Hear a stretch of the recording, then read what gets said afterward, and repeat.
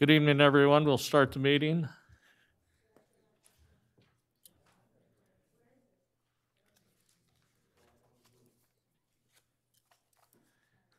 Before we get started, I'd like to remind everybody, it looks like everybody's complying, that we've, in Ventura County, have gone back to indoors wearing the mask, and we are enforcing that mandate here tonight. And it looks like probably the next meeting, if things remain the same, we'll go back to the virtual meetings rather than continue to bring the group together. So please bear with us. We are following the state guidelines and the mandates of the county health department. So thank you very much for wearing the mask, and please encourage anybody you see that does not have a mask on to please put it on. And we have, I think, some officers that would also be checking up on you. So we're going to enforce that. But with that said, thank you very much for being here tonight. We appreciate you being here. So, do we have a closed session report, Mr. City Attorney? Nothing to report out of closed session. Thank you. All right. Samantha Augerbright, would you lead us in the pledge? Please join me in the salute to our flag. Place your right hand over your heart. Ready, begin. I pledge allegiance to the flag of the United States of America and to the republic for which it stands, one nation, under God, indivisible, with liberty and justice for all. Roll call, please. Councilmember Litzter. Here. Councilmember Luevanos. Here. Councilmember Judge is absent. Mayor Pro Tem Kavanaugh. Here. And Mayor Mashburn. Here. Okay, at this time, we'll do the agenda review. Are there any items for the review? Anybody have any changes? Mr. Mayor, we do have a supplemental for agenda item 4A. It is before you this evening. A couple of changes that the city attorney will read to you when we get to that item on the agenda. Okay.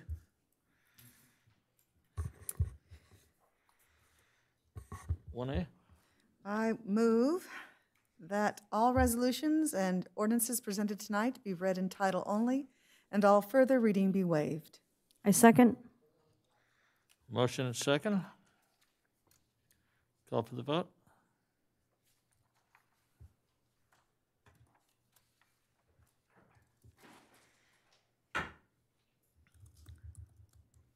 The motion passes with Councilmember Judge absent. Thank you. Declaration of conflict. If any member of the City Council may have a conflict of interest or any reason why that member must abstain from consideration of any matter on this agenda, he or she should so declare at this time. Mayor, I'll be recusing myself on item 4A due to a conflict of interest. Okay, thank you. Any others? Okay. Mr. Mayor, members of the City Council, the first item on the agenda is item 1D1, presentation of proclamation declaring August 26, 2021 as Women's Equality Day, and Samantha Augerbright is here for this presentation.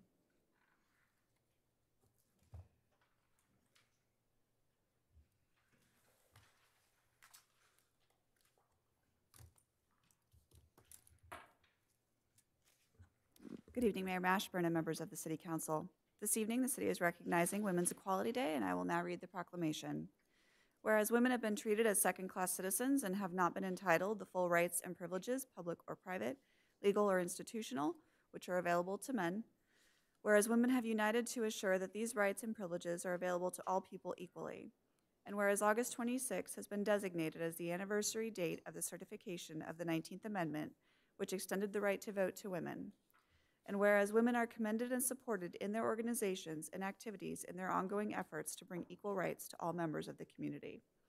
Now therefore, August 26, 2021 is hereby proclaimed Women's Equality Day in the city of Simi Valley to recognize women and the day in which they won their right to vote.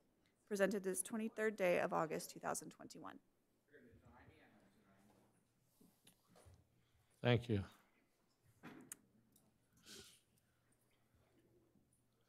Mr. Mayor, members of the City Council, the next item on the agenda is item 1D2, presentation of an honorary resolution by Jennifer Swenson, President of Adventist Health Simi Valley, honoring the Simi Valley Police Department on their 50th anniversary.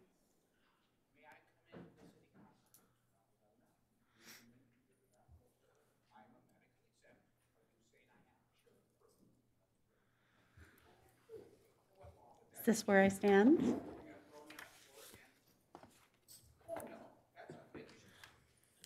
Wait just a second, please. Yeah. I think we're Good having, evening, everyone. The mayor, city council members.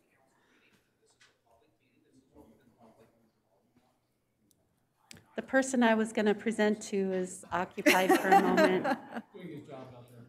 yeah.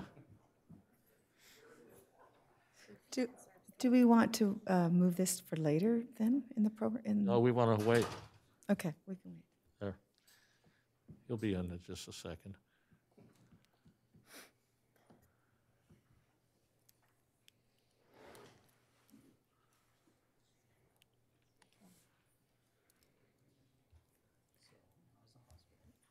No, it's like, hi, ladies, how are you? I can tell you that Ms. Swenson's blouse matches her new car. It does. It does. Thank you. I've seen pictures. It's also Dodger blue. Oh, there you go. I was Very true. kind of wondering if this presentation tonight had anything to do with high-speed driving. We did get here a little fast, We were hoping to get pulled over. but we were close, though, so that helped. That is true. I was at the CDC today, so it was very nice. Yes. Very impressed with the speech pathologist or Yes. the young lady. So everybody knows what we're talking about up here. Jennifer Swenson has a new vehicle. It's very beautiful, very nice, and very fast, and so we're teasing her about it. I had to wait 50 years for it, but it's finally here. Yes. And it's a lot of fun. And if you don't have the agenda, she's the president of Adventist Health Simi Valley, so everyone knows who you are, Jennifer. Yes. And Catherine is the head of marketing. Or you probably have a different Actually, title. Catherine has a new title. She is director of our community integration. Oh, very So good. That's she even works better. with a lot of our groups in the community, and we do a lot. So Very good. yes, It's always nice to have you guys here. yes. Would you like us to come back in a minute? I don't know if we want to keep you that long. Okay. I'm looking at the agenda here. It might after 3A would not.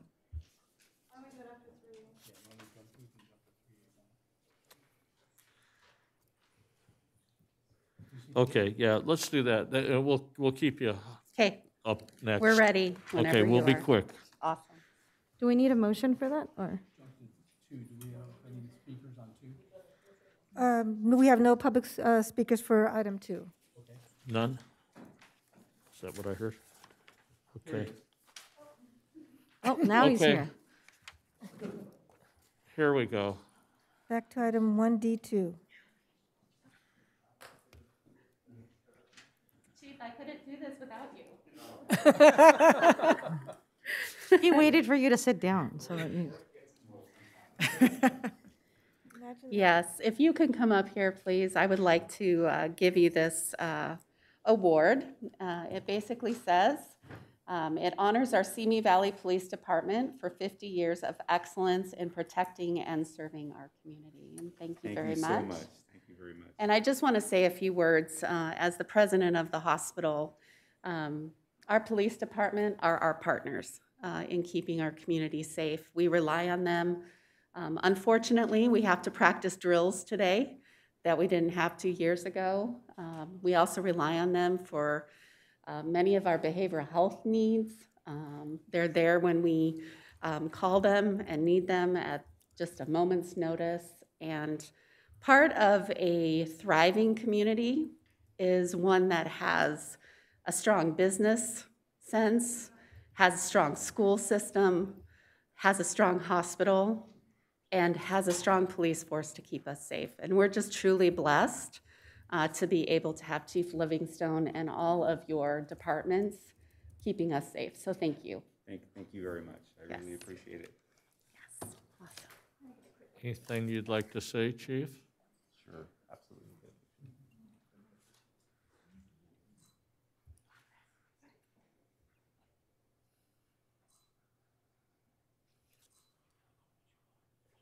Well, I just want to say thank you, Jennifer, and to the hospital. I've been a police officer out here 33 years, and I've always had a great working relationship with the hospital, and I think that it's really important, that we work in the partnership that we do. As you know, today we're challenged with a lot of, different situations that we weren't 33 years ago when I started, and you guys have always, backed us up and come to our support and helped us become better at what we do in serving the population and with people that are struggling in crisis. And so, that relationship, that co-partnership that we work together on has been really vital. And this is like, I'm humbled to accept this because I feel like you guys have bailed us out on a lot of things as well. So It's a partnership. I truly appreciate it. Yes. And I'm looking forward to many more years of working together with you. So. And good things happened in 1971, that's all I'm saying. Thank you very much. Thank you. Thank you. Thank you very much. Thank you.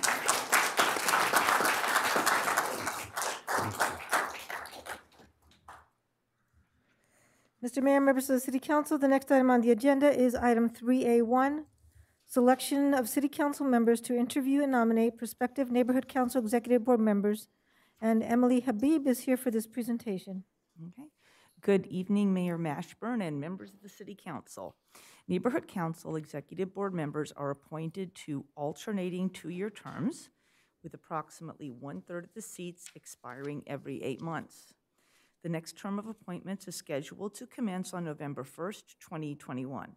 A general recruitment to fill 17 positions was initiated on July 9th, 2021, and concluded on July 30th, 2021. The city received a total of 69 applications, 22 for Neighborhood Council 1, 14 for Neighborhood Council 2, 9 for Neighborhood Council 3, and 24 for Neighborhood Council 4.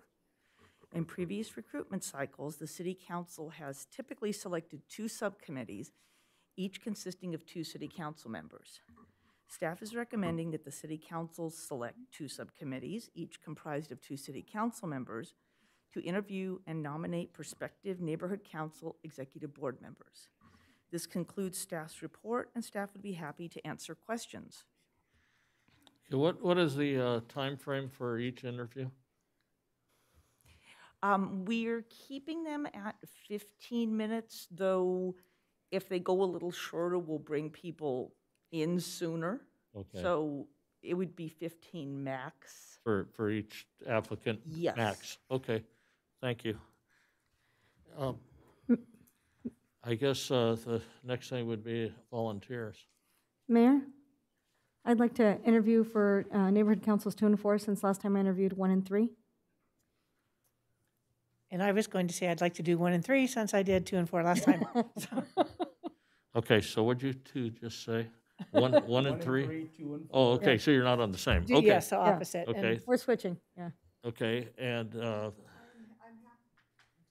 I'm happy to do wherever you'd like me to serve.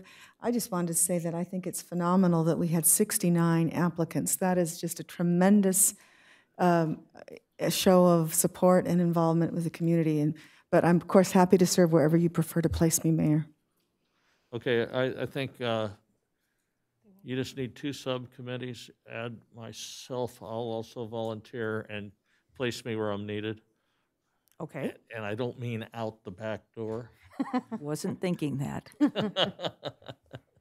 Okay, so I need a motion for those. I move to approve the 2 subcommittees comprising of, Yes, yes, is that okay? The 4 council members on the dais, is that all right? yes. I'll second. Okay, call for the vote.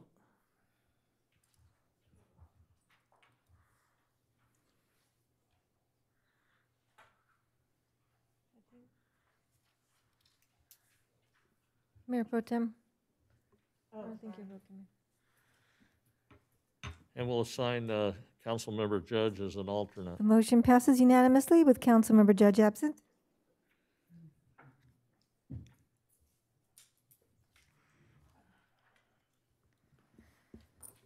Mr. Mayor, members of the City Council, there are no items this evening under special presentations or informational reports. Mr. Mayor, members of the City Council, the next item on the agenda is public hearings. This is the time for testimony on public hearings on the consideration of matters as presented on this agenda.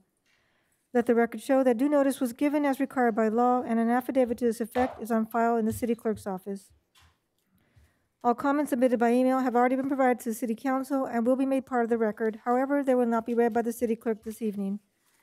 Speakers will be called on in the order in which their card was submitted, followed by speakers via Zoom who registered by 3:30 p.m. today to speak during this public testimony item 4 for a period of no more than 5 minutes each. Persons addressing the City Council are requested to state their name and community of residence for the record. Comments should be limited to the matter relevant to the item on the agenda and may be ruled out of order if comments are unrelated to the item. The reports of the City staff relating to these matters shall be made part of the record of this meeting. If you challenge in court any of the City Council decisions made here tonight, you may be limited to raising only those issues you or someone else raised at the public hearing. The time within which judicial review must be sought is governed by California Code of Civil Procedure Section 1094.6.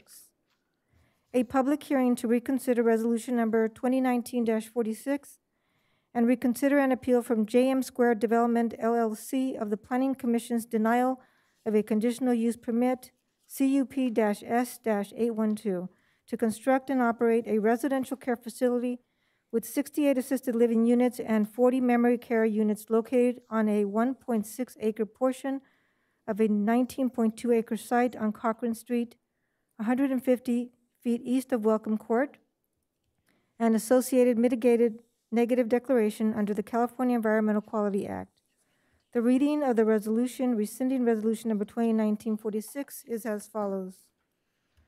Resolution number 2021-32, a resolution of the City Council of the City of Simi Valley rescinding City Council Resolution number 2019-46, approving conditional use permit CUP-S-812 to allow the construction and operation of a residential care facility with 68 assisted living units and 40 memory care units located on a 1.6 acre portion of a 19.2 acre site on Cochran Street, 150 feet east of Welcome Court, and adopting the associated mitigated negative declaration under the California Environmental Quality Act.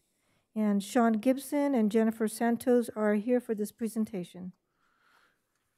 Good evening, Mayor Mashburn, members of the City Council. I'd like to introduce Principal Planner Claudia Pedroso here at the table tonight, and doing the presentation will be Senior Planner Jennifer Santos.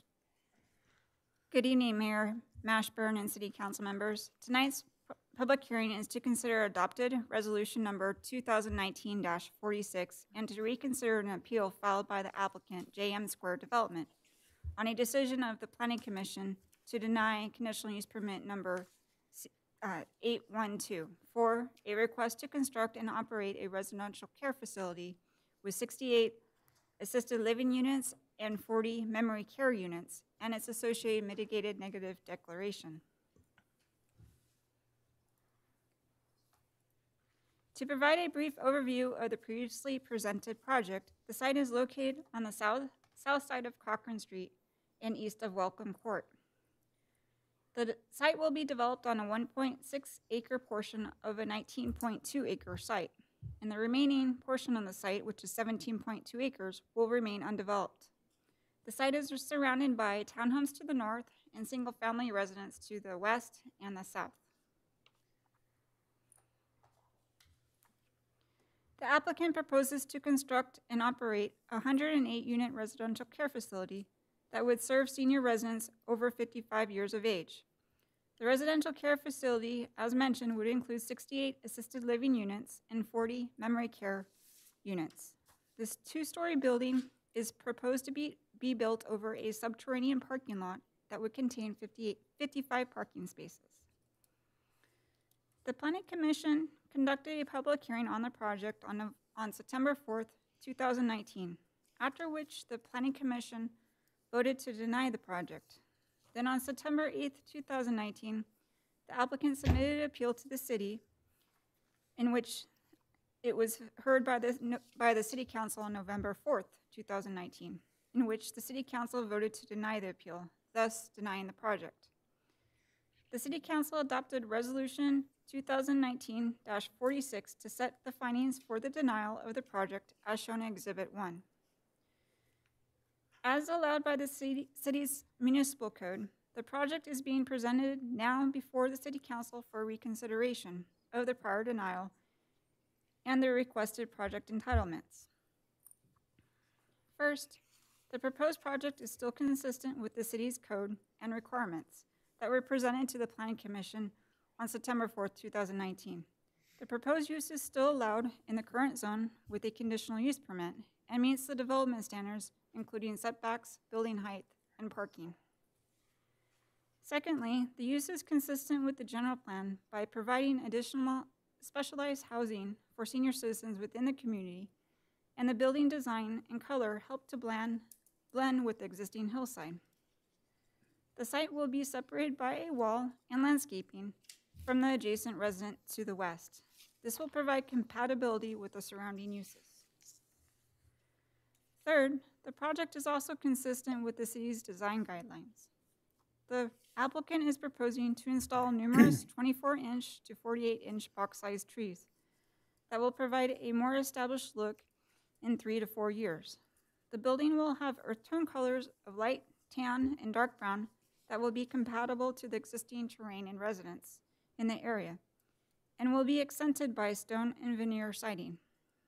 Setbacks of 90 feet from the front yard and 30 feet from the side yard will help to minimize the massing of the building when viewed from Caltrans Street and Welcome Court. The fourth finding explains that the design, location, and operation and its size is compatible with existing and future land uses within the vicinity.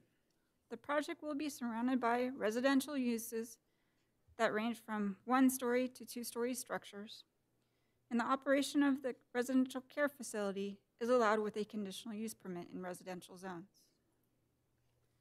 The fifth finding requires that proper standards, codes, and regulations will be required for this project in order to meet all state, county, and city standards, and are as follows. The project has been conditioned to comply with Ventura County Fire District and has been designed with the recommended design elements for shelter in place. This includes fire-resistant vegetation and irrigation along the east side of the property, concrete construction at the stairwells, and subterranean garage and roof penetration protection with backdraft dampers to prevent embers from intruding into the building. Additionally, dual glazing windows are among our other fire safety improvements will help to make the building safe. The proposed project's traffic study showed the quality of trips and analyzed the access to the project and found that the city's traffic division determined that the site does have sufficient access from Caltrans Street. The noise study prepared for the project showed that the noise levels were below the city's general plan's threshold of 63 decibels. Therefore, there is not any noise impacts onto adjacent properties. The project is designed in compliance with the latest sustainability and green building code requirements. The proposed photometric plan will meet the city's requirements for minimum and maximum illumination and will also have shutoffs at lighting poles along the edges of the property to prevent light spillage. Also, the project will comply with the latest building code requirements, as well as the state requirements for storm quality and sanitation.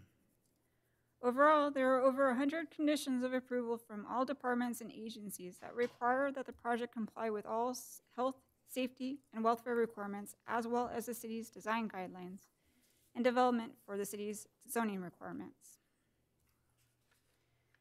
Therefore, it is recommended that the City Council adopt Resolution 2021-32, thereby formally rescinding Resolution number 2019-46 and formally approving conditional use permit number CUPS 812 with conditions and adopting the associated mitigated negative declaration.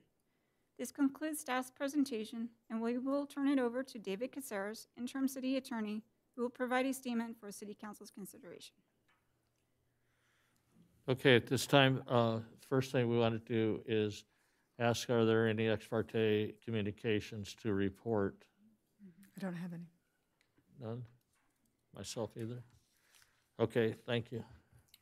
Go ahead. All right, Mayor, Mayor Pro Tem, and remaining council member. In addition to what you just heard, I would like to please add that the City Attorney's Office also concurs with the staff report in that this body should adopt Resolution Number 2021-32, thereby formally rescinding Resolution Number 2019-46 and approving CUP-S-812 with the attached conditions and adopting the mitigated negative declaration. Unfortunately, after 18 months of litigation, a court in Ventura Superior Court found merit to the applicant's and another litigant's case in that the Housing Accountability Act was applicable to this project. And as you know, the HAA was enacted by legislators representing the state of California, who were in turn voted into power by the people of the state of California. With this in mind, I also want to state that the city's chances on our appeal are not favorable. And further litigation would only add to the $450,000 already potentially owed by the city to the litigants. Our best calculations suggest that the city could end up owing substantially more should the city decide to appeal this matter to the California Court of Appeal and lose. Finally, as you consider this matter tonight, there are two modifications to the documents before you. One, the applicant has requested, and the city attorney, interim city attorney, does not object, to adding a clause to the beginning of Section 6 of Resolution Number 2021-32 as follows. Except as otherwise may be provided by Government Code Section 65589.5, this approval does not constitute a vested entitlement or a vesting of rights to construct any of the land uses or improvements described in Conditional Use Permit CUP-S-812. I'm happy to report that the applicant has agreed to a condition of approval specifying the types of trees to be planted in the event the project is approved. The proposed trees will provide instant screening and will address some of the concerns over views and aesthetics that previously were raised. The specific proposed condition is to, quote, require the Artibus marina trees that will be planted to be 48-inch boxes, single trunk, to fit in a 6-foot wide planter and to be sufficiently tall, at least 9 feet at the time of installation, to provide some screening at the outset of the project.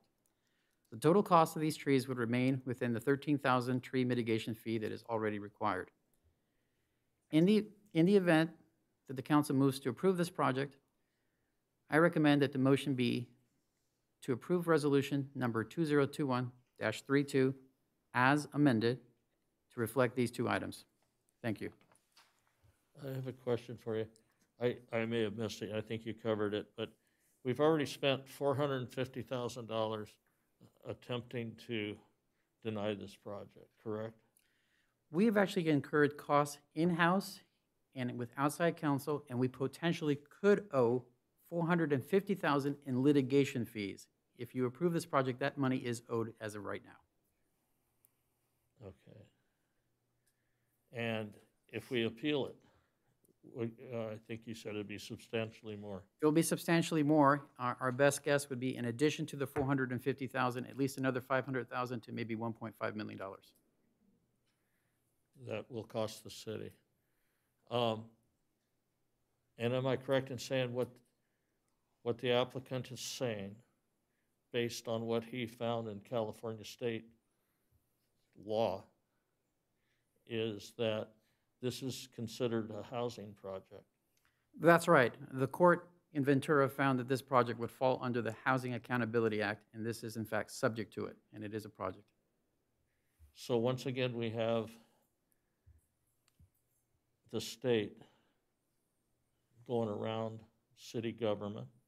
Well, that's why I indicated this is something that was passed by the legislators of the state of California, who were in turn voted into power by the people of the state of California. So the answer is we have very little we can do. There's very little the city can do. Yeah. Okay, I'll hold my comments. Thank you very much. You're welcome. Okay, at this time, any... Could I ask them? How about if... Huh? I just wanted to ask a I'll give question you an as well. opportunity, okay? Wonderful. Okay, now questions. I'm sorry. I just wanted to follow up on your question Where's this to all David coming from? Becerra. Thank you, Mayor. Can you explain, I understood the second clause about the tree size, stature, et cetera. Would you explain just a little bit more what that first clause that is adding, that the applicant is adding? Can you explain what that means? Sure. The applicant is making that specific request to give the entity a little bit of wiggle room under the Housing Accountability Act. If you were to vote to approve this project, I don't think this will be an issue. It's just a little bit of legalese. Okay. Okay, just, it's a little wiggle room, okay? And Sure. Janetta, do you mind helping me answer that question? If I can introduce to you Janetta Giovinco, she's provided valuable assistance to this, and she's the one that negotiated this particular part. Good evening, Mayor and members of the council. With respect to that additional language at the beginning of Section 6 that is being proposed, that is a citation to the Housing Accountability Act, and it simply is language that the applicant has requested saying, to the extent or if that were to be required, notwithstanding everything else that follows in that section. I agree and concur with the interim city attorney that if the thrust of what ultimately happens here is an approval following the public hearing, that really becomes less of a concern. Obviously, the intention is simply just to clarify from the applicant's perspective, the applicant's belief that that does apply, whereas the phrasing of it doesn't put the issue before the council tonight to make any determination. It simply says to the extent that it applies, and then the language follows with respect to the typical language that I understand that the city uses regarding entitlements in general. okay, Thank you, Janetta. okay, thank you. So what we're saying, they couldn't find anything that the state overruled on that. They're actually going to use us. Oh, yeah, I think so. That's right. Great, great. If I could follow up with a second question, please, Mayor. Thank you. And this is, so as I understand that what you've explained, and that the judge in Ventura County has ruled or it has a tentative ruling, as you've explained, saying it does possibly apply to the Housing Accountability Act, et cetera, and is a residence. Can we then use this, if somehow this changes, can we use this then to be part of our RENA numbers for our Residential Housing Accountability Act? Can this structure be part of our numbers of having met our obligation? Yes. So, and that's decisive, because before we were told we could not use these, that they wouldn't be counted in those numbers. We believe they still cannot be It might have been a those change, numbers okay. because the units have no kitchens. Yeah, but the judge ruled that they're housing. Well, and that's my question. If the judge is ruling this, I want credit. Right. And what about retro credit for all the others?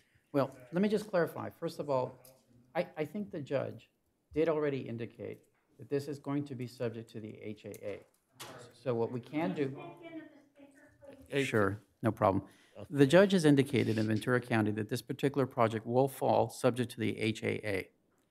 And so it's just a matter of, if we don't approve this, I anticipate that the court will adopt its tentative decision and make this a final judgment. So with regards to the issue on RENA, that's something we're going to have to further look into and see if we can get credit for it. It's possible, but we'll have to look into that. I think from the city's perspective, we'll count it and have the state have to pull those numbers out if they believe that it does not comply. But we will certainly count it towards our RENA requirements. Thank you. That's it. Thank you for now. Okay. Does the applicant wish to be heard on this matter further? Hi, I'm Matthew Hanks. I'm counsel for JM Squared. With me is the project architect, Mark Pettit, and Josh Manovich, who is one of the principals of JM Squared. We don't have anything to add to the presentation of staff or the city attorney. We just wanted to let you know that we're here to answer any questions. Okay, I have a question I didn't see on, did we, I know we asked for it, but I don't think we're getting anything from this particular project. But we were asking for improvement on Cochran and the driveway, and did we get nothing there? We were able to get the condition as it relates to trees, but we were in a difficult position. We attempted our best to try to negotiate and try to resolve this, and the project as presented to you right now is the best we're able to do unless the applicant has something else he wants to offer on behalf of his client right now. Yeah, I don't have anything to offer at this point. I said the project architect and Mr. Manovich are both here if there are questions for them. Nothing else to offer to improve the street in front of this project? If there are specific issues, again, you know, something that we can consider. I do believe that we have a couple of days in terms of, so if the council were to adopt or include conditions of approval that are in addition or different than the conditions of approval that are currently imposed, then we would have 2 business days to consider those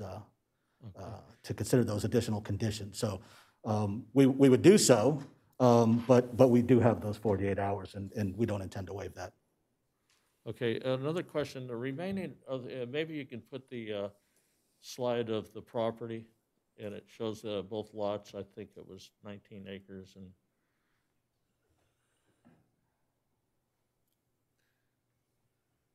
Yeah, the opposite of the project site behind the homes, do we have any indication of, is there plans to do something there?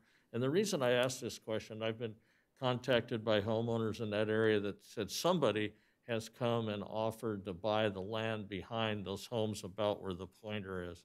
So is there some plan that this council is not aware of, that you're aware of?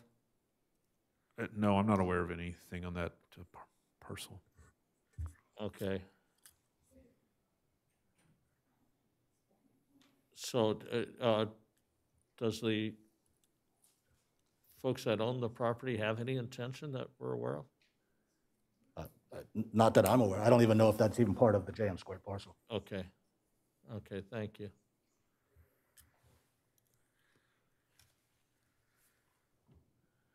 Okay. Okay, thank you, sir.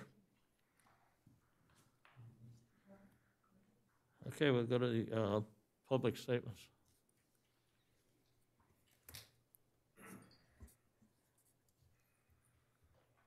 Scott Layton.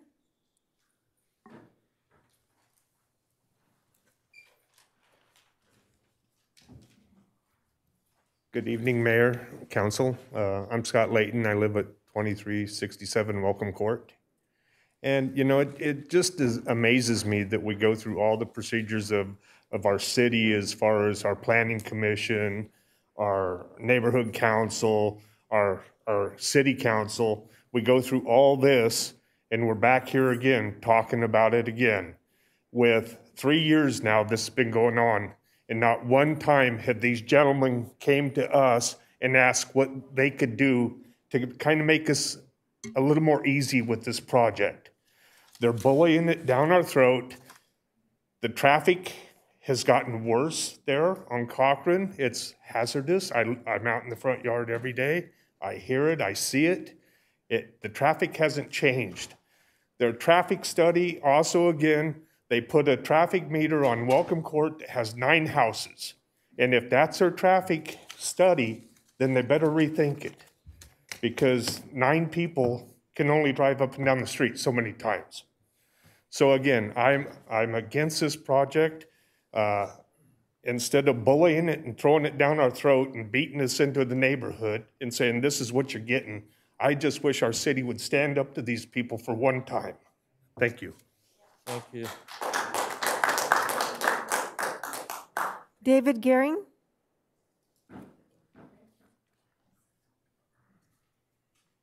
Mr. Mayor and the City Council people, you may recognize me from having been here the last time for the City Council. I also spoke at the Planning Commission meeting prior to that and the Neighborhood Council. Each time I was joined by 50 of my fellow residents in the neighborhood who are all opposed to the project. I recognize that the city is now in a situation where you're not going to be able to do anything but accept this project. I am asking you, I've given you each a 2-page fact sheet along with some exhibits. I'm going to ask you to look at it from another angle, and that is, ask yourself, what can be done to mitigate the extreme traffic problems and the risks involved with that, as well as wildfire in our immediate area?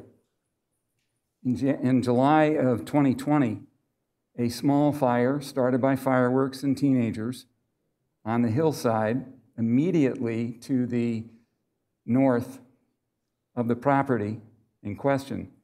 That alone, that wildfire, closed Cochrane for 6 hours. That was just fire equipment and personnel. That was just a small taste of what could happen.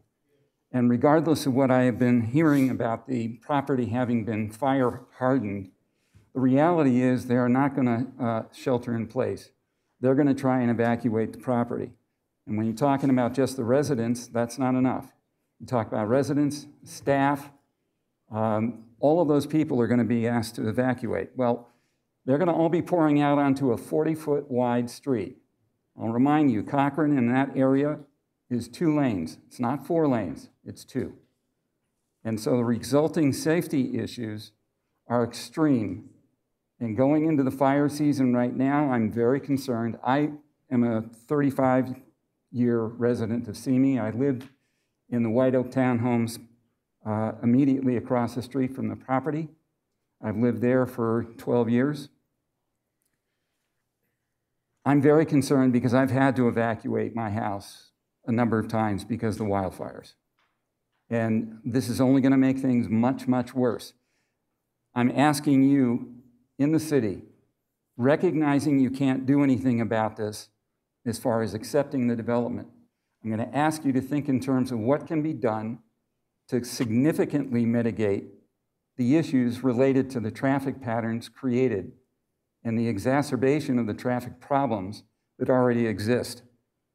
People speed down Cochrane and hit a blind curve at 40 miles an hour regularly. There's no traffic control whatsoever. And if there's going to be construction traffic coming in and out of that property, forgetting about regular traffic after it's been built, it's going to be a nightmare. People are going to get hurt. There will be accidents. And the city is going to have to answer for it liability-wise. $1.5 million that we're talking about here that the city may become liable for, I understand that. That's real dollars. I understand the concern. I recognize that is unstable territory in terms of the logic.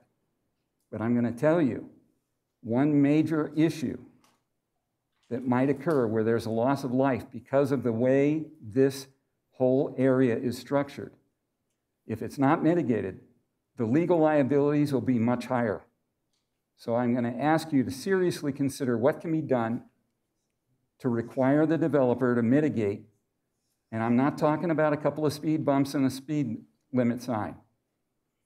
There are going to need to be some things done that will make it possible for traffic and evacuation and emergency vehicles to move freely in this area. It is a serious issue, and I ask you to take that under consideration as we're talking about the approval of this project. It's regrettable that it has to be approved.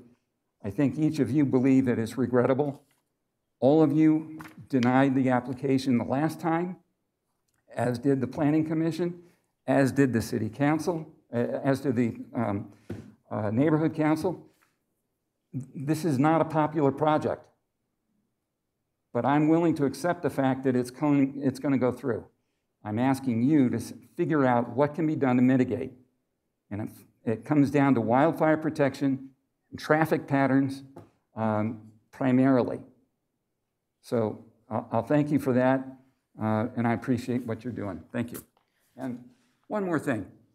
I appreciate the police department being here tonight and enforcing the mask law.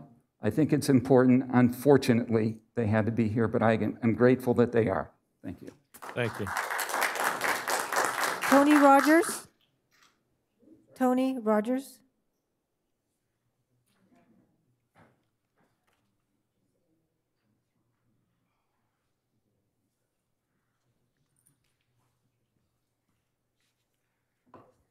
Hi. Let me just see if I can get this hooked up. And can someone change control over to here?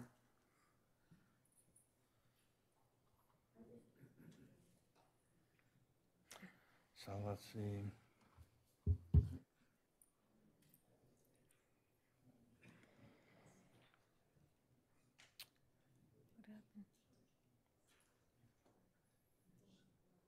Come on. Is he not connected? You change it? Yeah. He's not connected.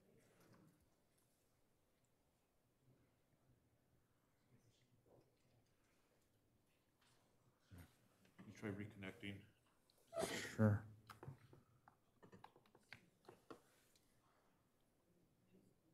He was on. Okay. Okay. All right.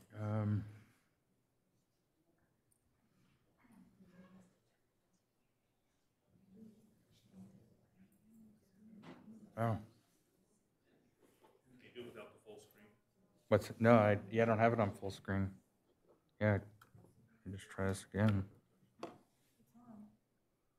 Yes, it's not on full screen.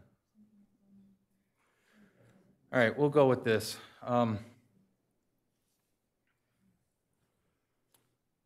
First off, thank you, Mayor, and everybody else for giving us some time to go through this again. I'm not sure why this keeps doing this, so I will try to make it rather fast, unfortunately.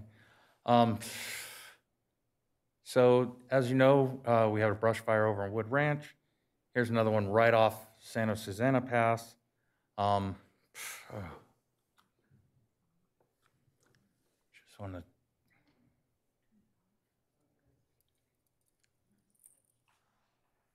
This is right where the property is, where the tennis court is at. This right here is literally right up the hill, as you can see.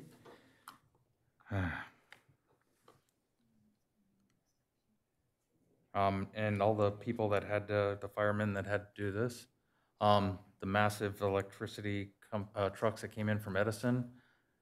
This is a little video that I just wanted to show, showing the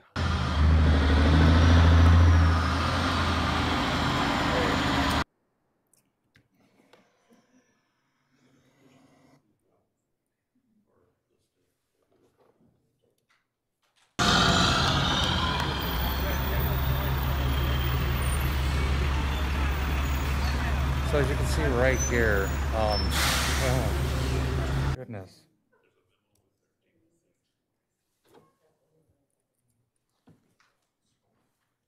See if that picks it back up. I'm so sorry. I don't know why this connector's doing this. But and I'm just going to skip to coming around to some of the things here. So from a fire and safety perspective, this is a very high-risk area. As we all know, it's what's called very, very high risk. The gentleman from, I think, the fire department can allude to this.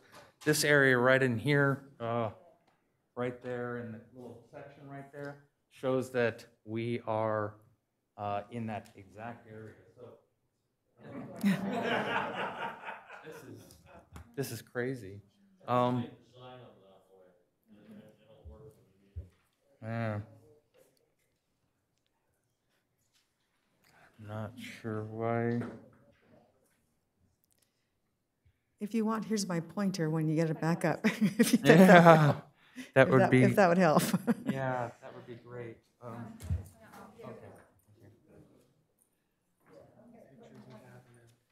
What you're describing. Very good, very good. Okay, okay.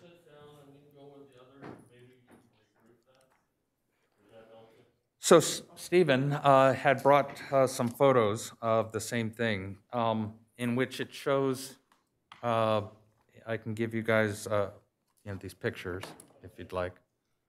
To be perfectly honest with you, I think we're all quite familiar with that property. Yeah. I'm going to give these packets to them, and they have all that. Okay. Talking about the fire severity needs. You can just hand Yeah, it to that's them and they can go on. probably better then. So how about I just go with what I have, all right? Just rather than the video and everything. So, from my point of view, the state must deny a request such as this, as this complexity goes against public safety. I do applaud the city council here for standing up to the people who put themselves on a pedestal of big money and believe that they can do anything they want without regard to public safety or the community at large. I request that we have a representative from the fire department and public safety be shown what occurred here at this address, and if they would vote the same way, knowing that they put people in danger. $450,000 or it's $1.5 million.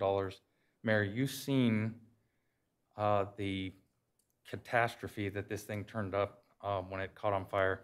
You got stuck in traffic, as I recall, as you expressed your concerns about the traffic that was going on there. And I'll just cut, to some of the things. So you mentioned the HAA. And so with regards to that, what I know, California Governor Jerry Brown on September 29th, 2017 signed into law 2 bills that significantly reformed the California Housing Accountability Act, and it's per Government Code 65589.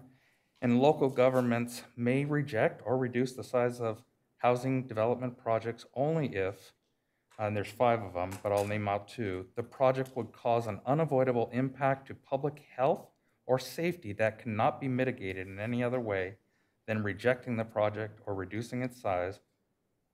Or 5, the project is inconsistent with both the jurisdiction's zoning ordinance and general land use, designation, and other specific criteria that apply in Government Code 65589. I bring that up because in the Ventura County Star, there was a write-up which went into talking about the resolution also says the project is not compatible. This is what this council said it is not compatible with the existing and future land uses in the vicinity in terms of aesthetics, character, scale, and view protection, and traffic could cause safety concerns during emergency situations. Those pictures that you guys see kind of gives you some hints as to how that street was clogged up right at the entrance of where it was proposed. We were fortunate and blessed that the wind didn't kick up, but we're all residents here. We've been here for a long time. We know what the Santa Anas do, and we were just blessed that the fire department was on it and they were able to get it quickly. But had the winds been here, or they would have shifted slightly, it would have been pretty devastating.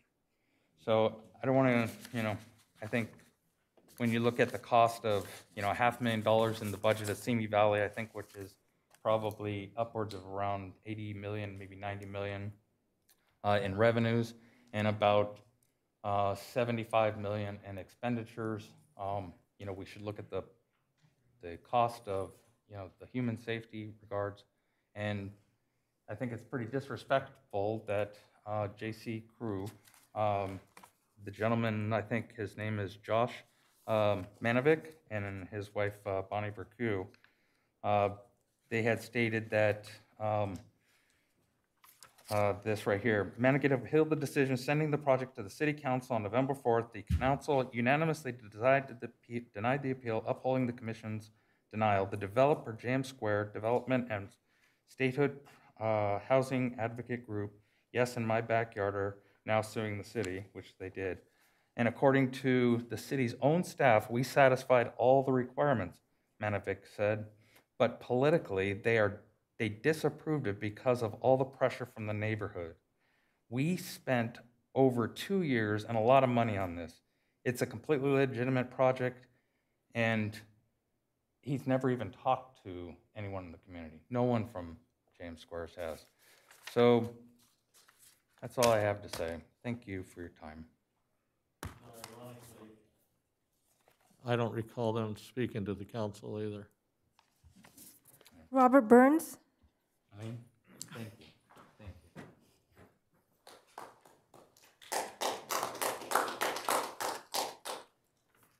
Yes, this is going to be a repeat again, as we did last time, and we covered this before, and the situation hasn't changed. They haven't modified, they haven't done anything except the legal process of calling them residences to then be included in the Housing Act.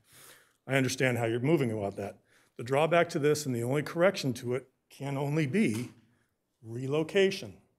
To put an institution like this with only one access to it and an elbow of a turn on a road that doesn't have any type of traffic controls or anything like that on a two-lane road is very dangerous.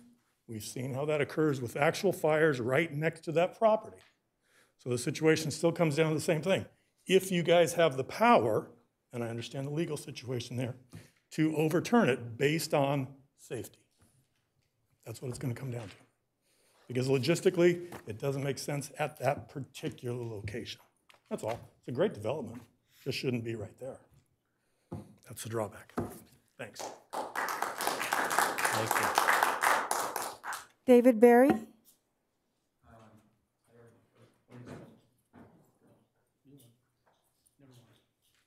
up. Can you put the aerial view back up, please?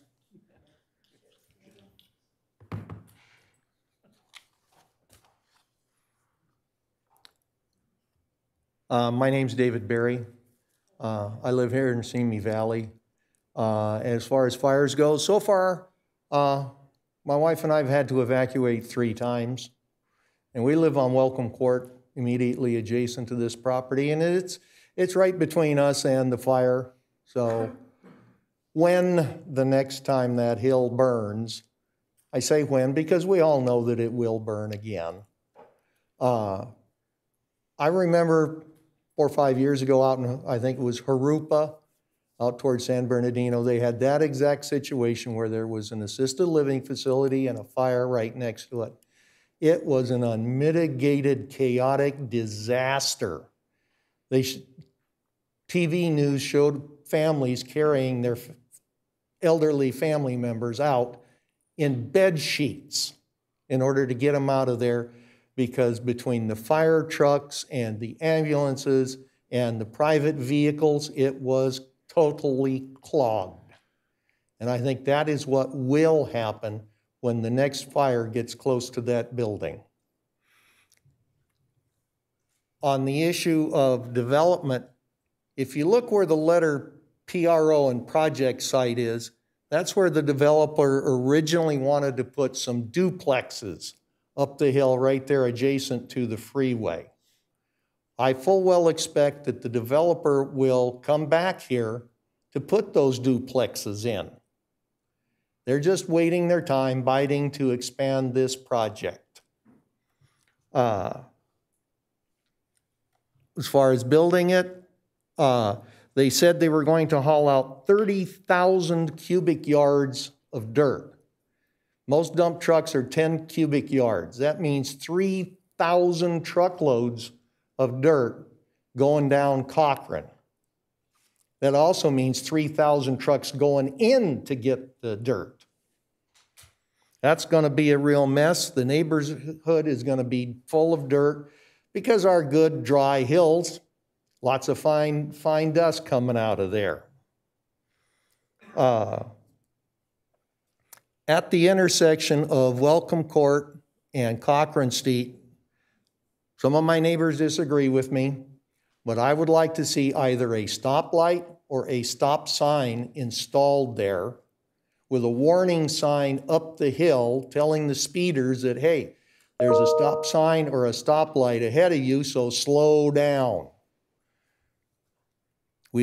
Sometime within this last year, we had some idiot end up on that hillside through a traffic accident. Fortunately, there were no pedestrians or kids around to get hit. So I realize this is all about the bucks and the political pressure and the legal pressure from Sacramento. I don't know whether or not the numbers add up to being able to fight it or not.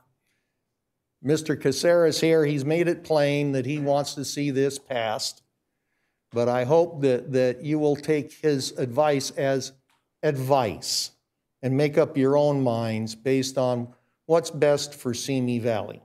Thank you very much. Thank you. Antonio Pacleb. Good evening, Mayor and the City Council. My name is Antonio Pacleb. I live right on the corner where the hill comes down. We're all getting old, and you know, projects like this are needed. And it's not in my neighborhood type of deal. It's just like what the rest said. It's a very dangerous place to put something. Just waiting if they do this, a car comes down and go right through my front yard and hurt my kids. There's a lot of traffic going go through there, especially if they're building new housing on Crooner. So there's going to be more traffic that goes through there, other than and these facilities. Parking is an issue, and with cars parked on the street, visibility is low, so there's chances of pedestrians being hit. And of course, they were saying about the fire, very important. Like I said, the last fire, I was pretty much on my roof trying to, you know, put a hose on it. It was that bad. Again, I mean, they want to make the money. I understand it's a business, but in sheep's clothing, as they say. But I'm really against this. That's why you just came out and speak out. Thank you. Thank you. Annette Cleary.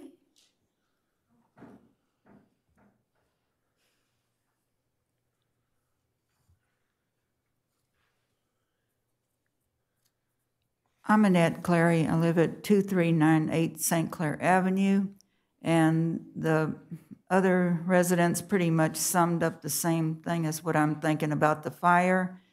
And we're supposedly having a water shortage, so where is all this water going to come from? And if we should have the fires, I hope these people will be happy when they get a bunch of lawsuits for the lives they take. Thanks. Thank you. Gloria Finch.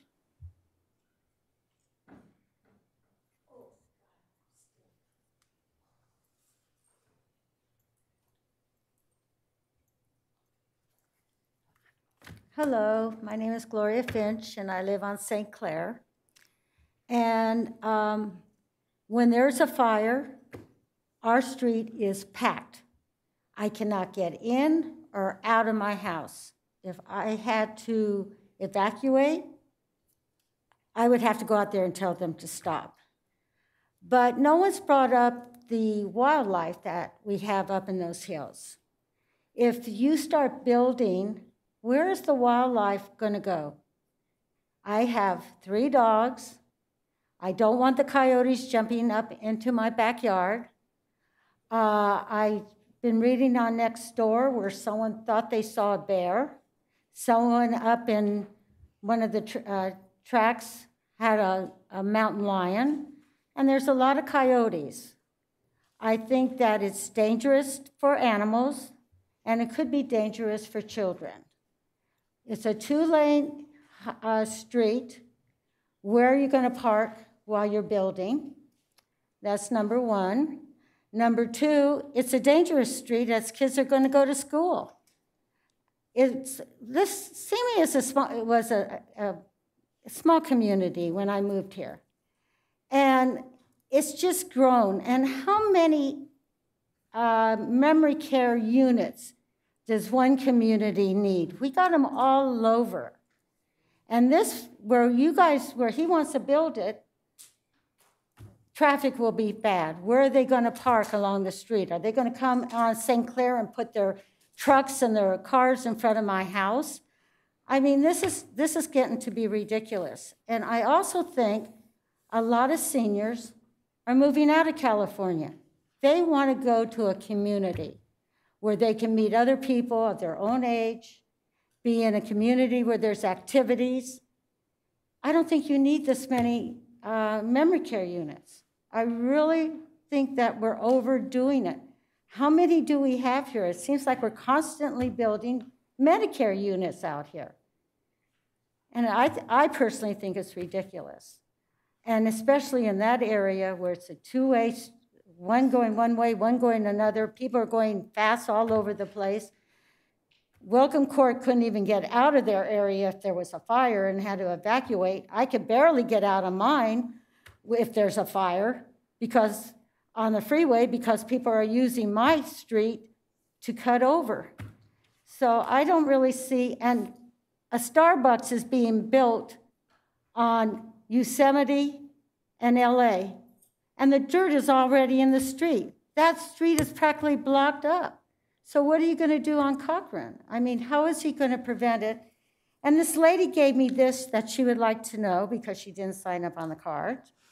Has noise and traffic, has there been a study on that?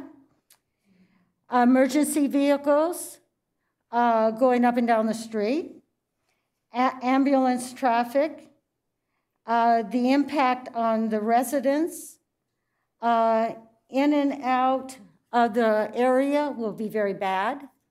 And I think when people are rushing to evacuate, there's going to be accidents.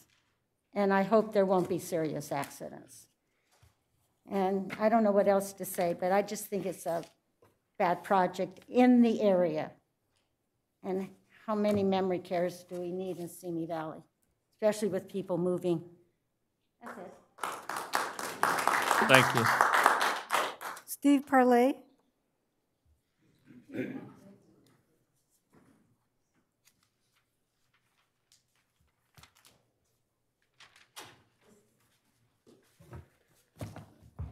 Hello, everyone. I gave you some packets to kind of reference what I'm going to be talking about today. I should be able to keep this under 5 minutes. My name is Stephen Parle. I live on the 1 acre parcel that's directly adjacent to the project. I share the 400-foot property line with the proposed project, and obviously I'm most affected. First, I'd like to point out some inaccuracies or misinformation in the M&D report that was not corrected since last meeting. My house is still 5 feet away from the project, not 25 feet as listed in the report where they did the noise and vibration study. That number was provided by the developer. I'm pretty sure a third grader with Google Maps could come up with a better, more accurate number than 25 feet. Section 20, wildfire safety, Part A, I would strongly disagree that this project would not impair an emergency evacuation plan. And then part B, talking about a slope and prevailing winds, which describes this project to a T. It's not even graded on the impact scale on the report. Here we are again, round 3, sudden death over time. Judges ruled that this project is considered residential, even though everyone in this room knows it's a business. However, the Housing Accountability Act gives a clear directive for the city to deny or lower the density of a project if it poses a specific adverse impact on health and safety based on objective findings. Objective finding number 1, you can see in the fire map, it's on a very high fire severity zone per the state of California. These are used in zoning decision and road width decisions for development. Number 2, it's on a 2-lane road. Every other assisted living in Simi Valley is on a 4-lane road, a major traffic artery in the city. The density of this project, which is 73,000 square feet, 108 units on 1.5 acres with a patient population looking at 120 plus residents, 40 of which are memory care patients, poses a lethal risk to patients and the neighborhood residents in an emergency evacuation. I truly feel for all the city council members here today. They are faced with a difficult decision. I realize litigation is expensive, but it is your job, above all, to keep the residents of Simi safe. Everyone in this room determined in November of 2019, and partly the reason why they rejected this project, because it wasn't safe. So now that the judges ruled a different way, it's all of a sudden safe. The developer's already made 2 offers to buy my house. citing that they can add an additional 70 units to the project. If this project is not stopped today and a precedent is set, I feel this is the worst case scenario for the neighborhood. I've heard from a few sources that this meeting is just a formality and what we say here doesn't really matter. The project will be approved no matter what. If this is the case and you cannot deny the project because of fear of legal recourse, please consider modifying it. By annexing my property, the density could be reduced, the building could be lowered to single story, there would be more parking for staff and visitors, there would be actually a place for the residents of this project to go outside, a second driveway could be added, circular driveway, so that large vehicles, delivery vehicles, emergency vehicles could pull straight through rather than backing out onto a busy street. And most importantly, there would be more space for evacuation and fire suppression vehicles to operate when needed. That's it. Thank you. Jess McBride.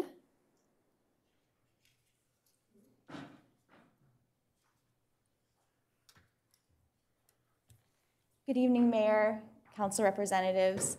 My name is Jess McBride. I'm on staff with Yimby Law, a DBA of Yes in My Backyard, one of the plaintiffs. There are a few good reasons to approve the project tonight. One is that it will comply with state law.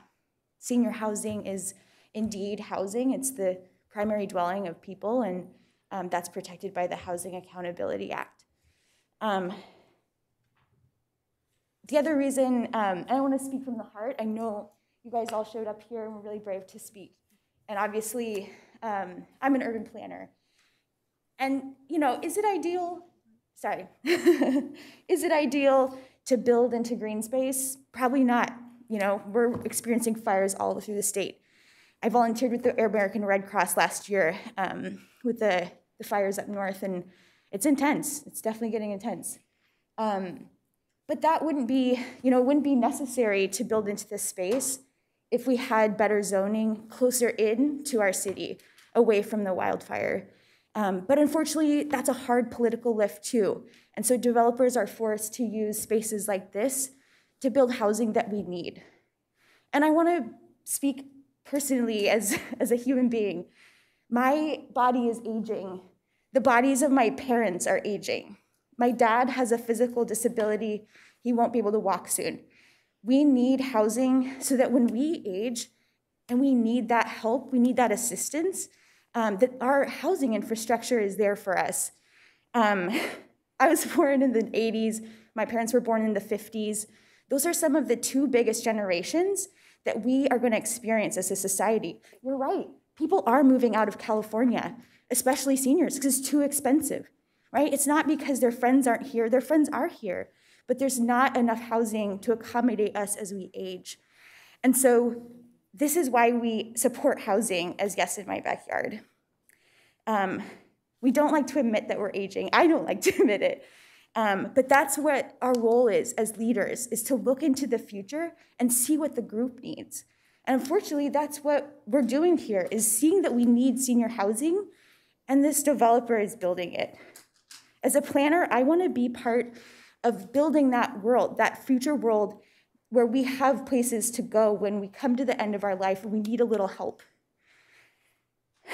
We should be incentivizing senior housing, not denying it, not denying the fact that we need help, we need housing for our seniors. We should be embracing that.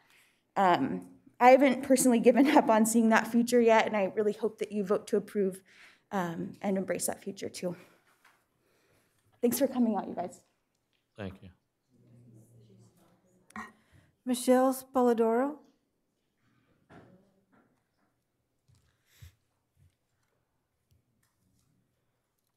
I'm sorry I arrived late, so I don't know if I'll be reiterating everything that was already spoken about, but I have to say I'm very greatly saddened that we find ourselves here again speaking of the same issue that greatly impacts the people in my community. I live on Welcome Court, and my husband and I bought our house 6 years ago. We've been greatly putting a lot of money into fixing it up, and we're at the end of Welcome Court, which means the facility that they speak of that's so important to our community will back right to where our home is. I don't want to hear any trucks in the middle or early in the morning, you know, regardless of what they say where the loading docks will be, or have that as a community. Last year, I believe it was last year at this time, there was a fire on the hill there. And thank God the winds were not blowing, because if they had been blowing, we would have been in grave danger. And the fire trucks blocked our street. There would have been no evacuation had there been a memory care facility at that point, because they would have had several ambulances there to evacuate the people in the memory care facility. I had to place my grandmother in a care facility. It was not a decision that I took lightly. It still weighs on me that I even put her there. She was there for 4 months. I took care of her in my house for 1 year. And I would not place her in a place that was unsafe. And that is not a safe facility, being the fact that it's on that hill. And with the fires that constantly break out right at Rocky Peak, right in that area, it is a grave danger. Not only is it a danger to the people that would be in the memory care facility, but it's a grave danger to the people on our street and our surrounding neighborhood, because the evacuation would be very difficult. And we proved that last year when that fire broke out and the street was blocked off completely. So I really beg you not to proceed with this, to stop it, and to stop it finally. I mean, this is what, our 7th time coming here and pleading with everybody not to put that in there. You know, put a couple houses, put something, but don't put something that's going to be a huge impact on us upon an evacuation. I just really hope you consider that. Thank you. And Pat Shepard.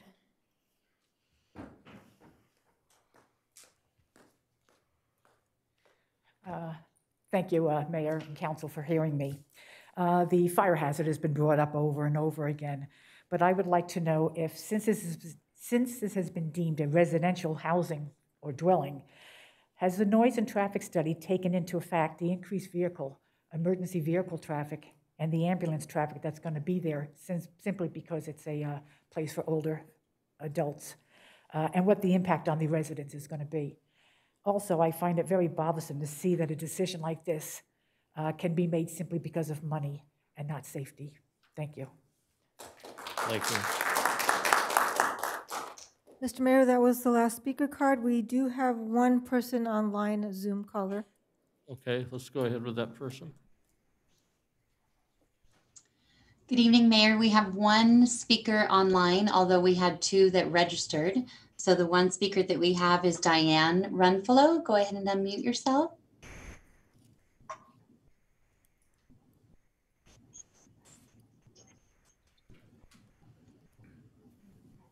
You're all set, Diane. Oh, thank you. Welcome. Yes, hi, I'm Diane Renfola. I live in the townhomes across the street from the proposed building site, and I am a senior, and I've been here for 31 years. Yes, the loss of view, added traffic, and noise are a concern, but the main concern has always been the safety of the people and the pets in the area.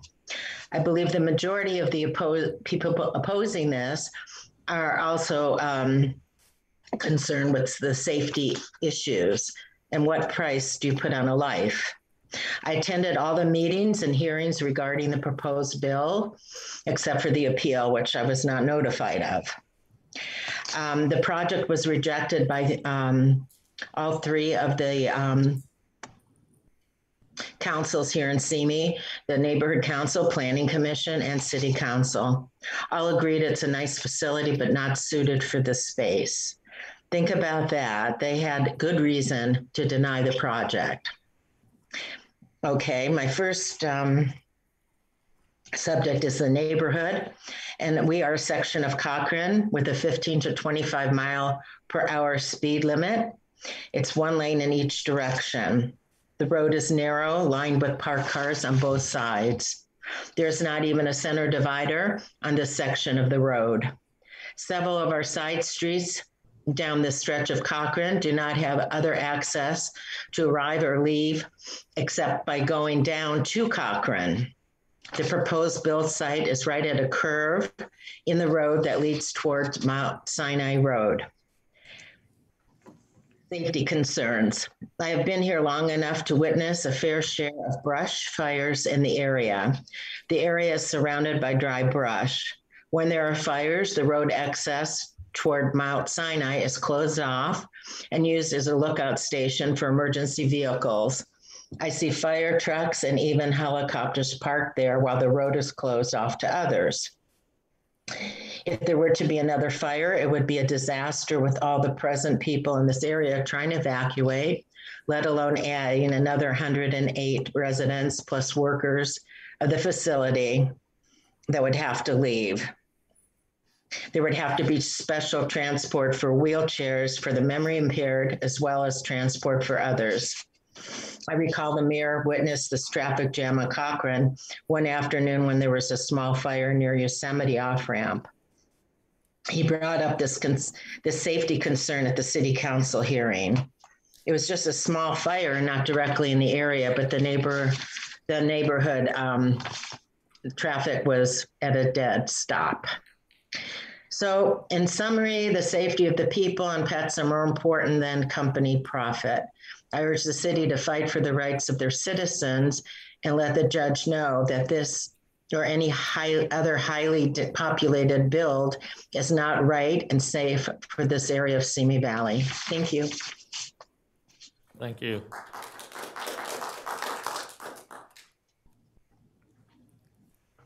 Thank you. I do have one further speaker online. However, I'm uncertain if Lisa Murphy would like to speak on public statements or regarding the public hearing. So let's ask real quick. Lisa, did you want to speak regarding this public hearing? Looks like she is gone. So we are all set on public speakers for the public hearing. Okay, thank you. Is there anybody else in the room that want to be heard public speaking? Everybody got their opportunity? Okay.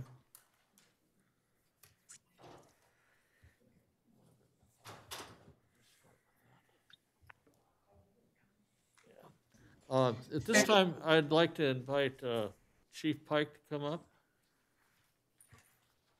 from the fire department. And we'll start with, thank you for being here, Chief. Good evening. I'm sure council members, so let's start with the questions, and maybe you heard all of the comments by the public, and maybe give us an overview of what's planned and what's been approved and what you know about this particular project. Not a problem. Any questions first?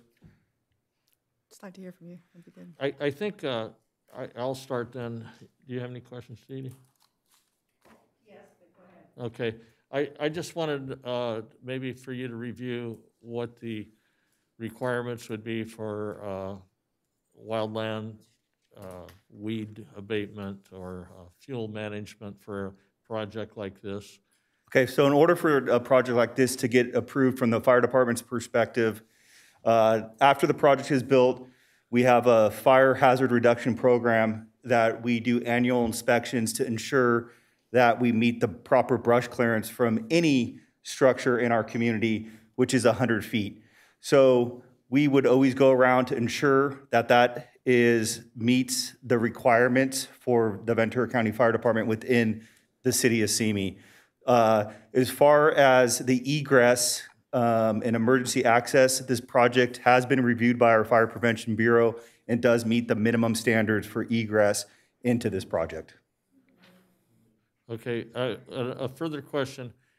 Seems like I have a memory of something like subdivided lots that you clear the entire lot. Is that accurate or am I wrong?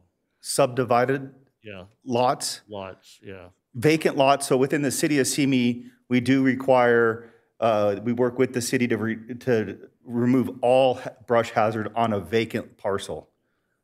Okay, and would that be the case on this particular parcel or no? No, it would just be 100 feet clearance around the residential structures. Okay.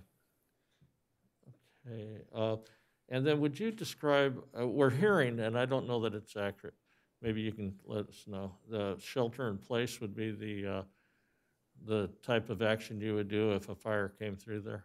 Okay, so when we have brush fires that move through any of our communities, we have different tactics that we would apply. Sheltering in place is always an option depending on the fire activity and the available resources to evacuate the residents. So depending on the fire conditions, if we have enough local law enforcement to help us with the evacuations, we will use different tactics to ensure that all the residents are safe. So it's really dependent on the conditions and the area that the fire is burning and what the threat is. So if a fire was moving towards that from the east heading west, you wouldn't necessarily evacuate it.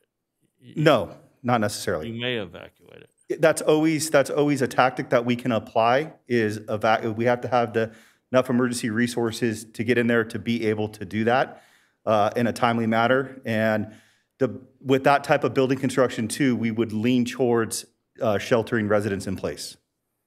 Okay. Mayor Pro Tem Kavanaugh. Thank you, Mr. Mayor. I was going to ask the question about the egress, and I know there are certain rules and/or conditions where you have to have a turnaround area for your engines and that type of stuff. So all of that is taken into consideration, right? 100%, yes. That's what I thought. Okay. In regards to, there was a comment that somebody said fire units were blocking Welcome Court. If we were doing evacuations, they would be moved, correct? And everyone would be able to evacuate? Yeah, so when we call for evacuations, we actually would use Simi Valley Police Department. We would coordinate our efforts to do evacuation and control traffic in and out of the residents. So that's, if we're blocking, we would never block residents from being able to get out, and we utilize law enforcement to help us with those evacuations and secure the area. Okay. I was just thinking, the bottom part, those houses are far enough away where it looks like an ember would not necessarily hit their roofs. But the one on this side, I've lived here over 50 years. I've been up on the roof watering it down, so I know what fires are like. I agree with you. But we have so much infill now that I'm looking at that, and so that fire, yes, it would be smoky, yes, it would be scary, but I'm kind of thinking you would break that down fairly quickly. Just, well, besides, if there are winds, I know we have winds. Yeah, it's hard to really say what the condition. It's really dependent on the type of brush that's in the area, the winds, the time of day. The ember cast can go anywhere from a quarter mile to a mile, and affect residents all the way out towards Yosemite. So as emergency responders, incident command team is always going to evaluate those conditions and put the resources where we can best protect the homes and lives and property of the residents. So it's not always necessarily the homes that back the urban interface that are most threatened. It could be the interior homes. Okay. So what gives us the best opportunity is having adequate egress, having brush clearance around the structures, because that buys us time so there's not direct flame impingement to any of these structures. I've heard that in recent fires over the last 15 years is because we require such a 100-foot space that has saved multiple homes and many, many homes here in Simi Valley over the years. Yes, absolutely. And as everyone knows, we do have, we can only get so many fire apparatus to the residents. So if you were to look at this particular neighborhood and see all the cul-de-sacs, all the houses that are around, we're only initially going to be able to get one fire engine up every cul-de-sac to get protection. So when you have all the weed abatement around the structure, it really helps the firefighters be in a defensive position to protect the structures. Okay. So I could ask the city manager real quick. That piece of property that's below the area we're looking at, so in there, we would require that homeowner or that landowner to clear that property? They would have to clear, consistent with what the chief is saying, within 100 feet of their property. Okay. And then the last question I had is, I also, one of my big concerns was the safety and all that. And so I have some things we can look at when we're talking to each other. But if we made improvements on that road, in other words, no parking, maybe widen it, line it, paint it, that would help, correct? On evacuations, that would help on just normal? Yeah, absolutely. That would be something that would be worked with in conjunction with our Fire Prevention Bureau to enhance or improve the minimum requirements to the project. Okay. Thank you. Those are all my questions for now. Question? Were you involved in any way with the fires that were referenced by some of these residents? Yes, I was involved in the fire that burned, was it about this time last year or July? I was part of the incident command team that ran that fire. And what was your observation? Did you feel that it was problematic in terms of getting access? Well, so I think there was a comment earlier that I heard that particular fire was a time of year that there wasn't a lot of wind. Right. So we were able to take advantage of that and have an aggressive firefight through aircraft, ground forces, and make quick work of that fire in a very safe manner. There was no damage to any structures. However, we heard the community talk today on the impacts of having a 30-foot fire engine and multiple resources come in. It takes up a lot of space in the residence. So as far as access and our ability to get to the fire, there was no issues. We were very successful in that firefight. Speak to me just a little bit about the construction in terms of sheltering in place, because I understand the construction that is proposed has fire doors that close and people stay put. Is that realistically?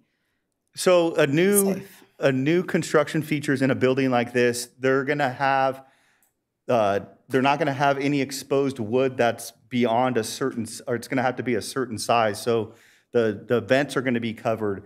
The roof material is going to be non-combustible. So it's going to be a non-combustible, fire-resistant material that's going to be required. That's not easily ignitable by embers. So it's going to be hardened.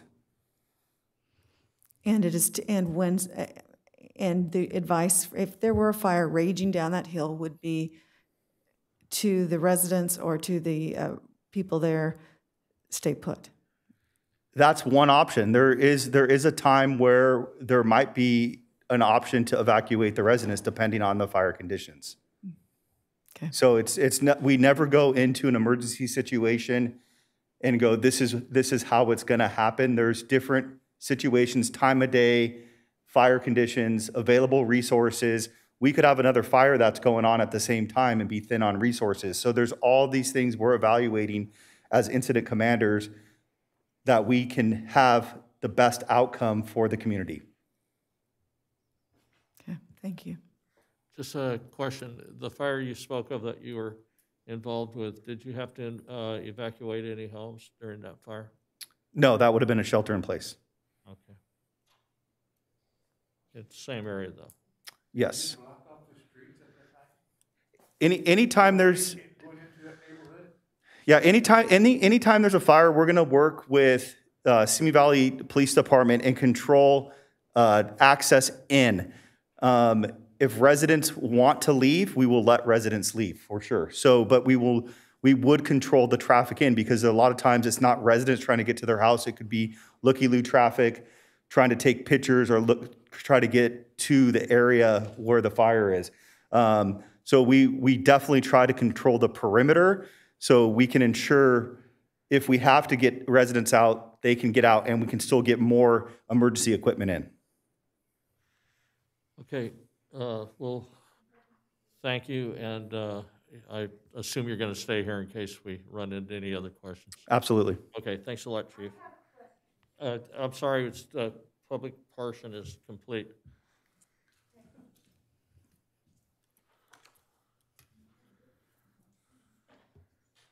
Okay, audience. Okay, the staff, do you want to respond?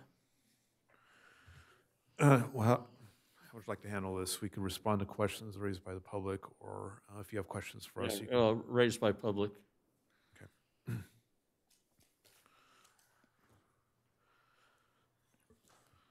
So in terms of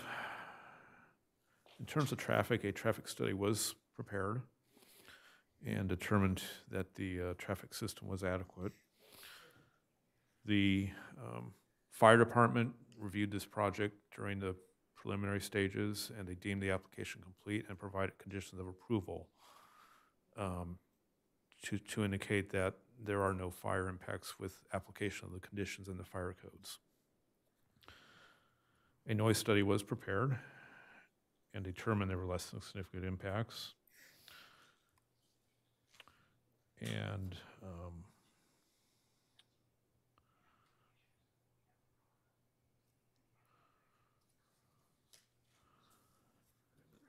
none of the conditions except for the aforementioned condition on the landscape have changed since the November 4th, 2019 hearing. So what's on the record from November 4th, 2019 hearing remains in effect, except for the addition of the landscaping condition, which was read into the record.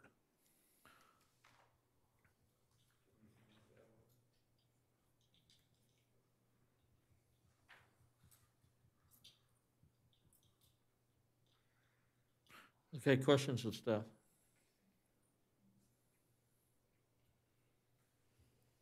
Questions? I'd like to ask, was there any talk of improving just the immediate Cochrane in front of the entrance to the facility? Since November of 2019? I don't know if it was then or at any time. Did you have that discussion with the developer? Was there any desire from staff, from planning, to improve the road? I believe the only improvement involved is to connect the sidewalk between Welcome Court and the new project. And Mr. Peros, was there any other conversation? So there's no other conversation that I've had. You know, I took over this project with here, but I haven't heard of any other discussion on that. Okay, because it seems to me at one of the hearings that was brought up, but I think that was rejected like everything else by the developer. That would seem like a reasonable response. Okay. Yes. I do have one question, and one of the residents spoke to this, and I've driven there, I've parked there, I've taken pictures, we've looked at it closely, and I can see the concern about the blind curve and the traffic and the speed, because there really isn't anything that stops vehicles from quickly going up and down that road. I guess my question is, whose responsibility, or who, I mean, whether it's the applicant or whether it's the city, what does it take if we were to say, well, let's put a stop sign in at Welcome Court, or let's put a yield sign or something, some type that would indicate to people that we want some slowing at that point? Is that something that we would have a conversation with the applicant? Is it something the city would consider? I'm just trying to understand where the responsibility lies, where that conversation could occur. I realize I'm not saying we need to condition this. I'm just trying to understand it, I think. Yes, council member, the project is reviewed by our city traffic engineer, and that's usually supported by a traffic study to identify potential areas of concern such as traffic safety, road configurations, and for compliance with the general plan. So the traffic division here at the city looks at those considerations, and if signage or road widenings are needed, that could be part of the conditioning or requirements with the street system. Now, specifically related to traffic questions, the Public Works Director is here if he wants to add anything. I don't know if maybe ultimately, if he wants to add, if we decided in this discussion we'd like to put a stop sign someplace, for instance, with it, or a speed, I mean, that has to actually be studied, is that correct? Can we willfully just decree it? I know that's not, I'm being facetious. What has to go into effect to look at that as an option? Well, generally speaking, the city has jurisdiction over the installation of any traffic control on any public street. And with regards to stop signs, generally, there's usually a traffic study that will be conducted, and they're largely looking at traffic volumes on both streets. If you want to stop one street and the through street, so you're looking at all the traffic volume through the intersection, as well as any accident history. In terms of Welcome Court, I understand there was a stop sign analysis done, but it didn't satisfy the criteria for the installation of stop signs. And Ron, can you address the criteria? Those are Caltrans standards? Those are, what standards do you review the need for a stop sign on? Yeah, that's correct, Brian. These are statewide Caltrans guidelines for the installation of any traffic control device. There are a series of guidelines when to install stop signs, traffic signals, and any other traffic control device. So we follow the Caltrans guidelines. Is there a history of accidents on that corner or that curve that we are aware of or has been collected in any capacity? Our traffic engineers looked into the history. They didn't find any reported accidents in the history. Thank you. Okay. Thank you. All right. Thank you. Would the applicant like to speak in rebuttal to any of the comments? They indicated no. Huh? They indicated no. I didn't hear him indicate no. Did you? Okay. Yeah. Shake of a head. Oh, shake of the head, yeah. Wow, really outgoing group.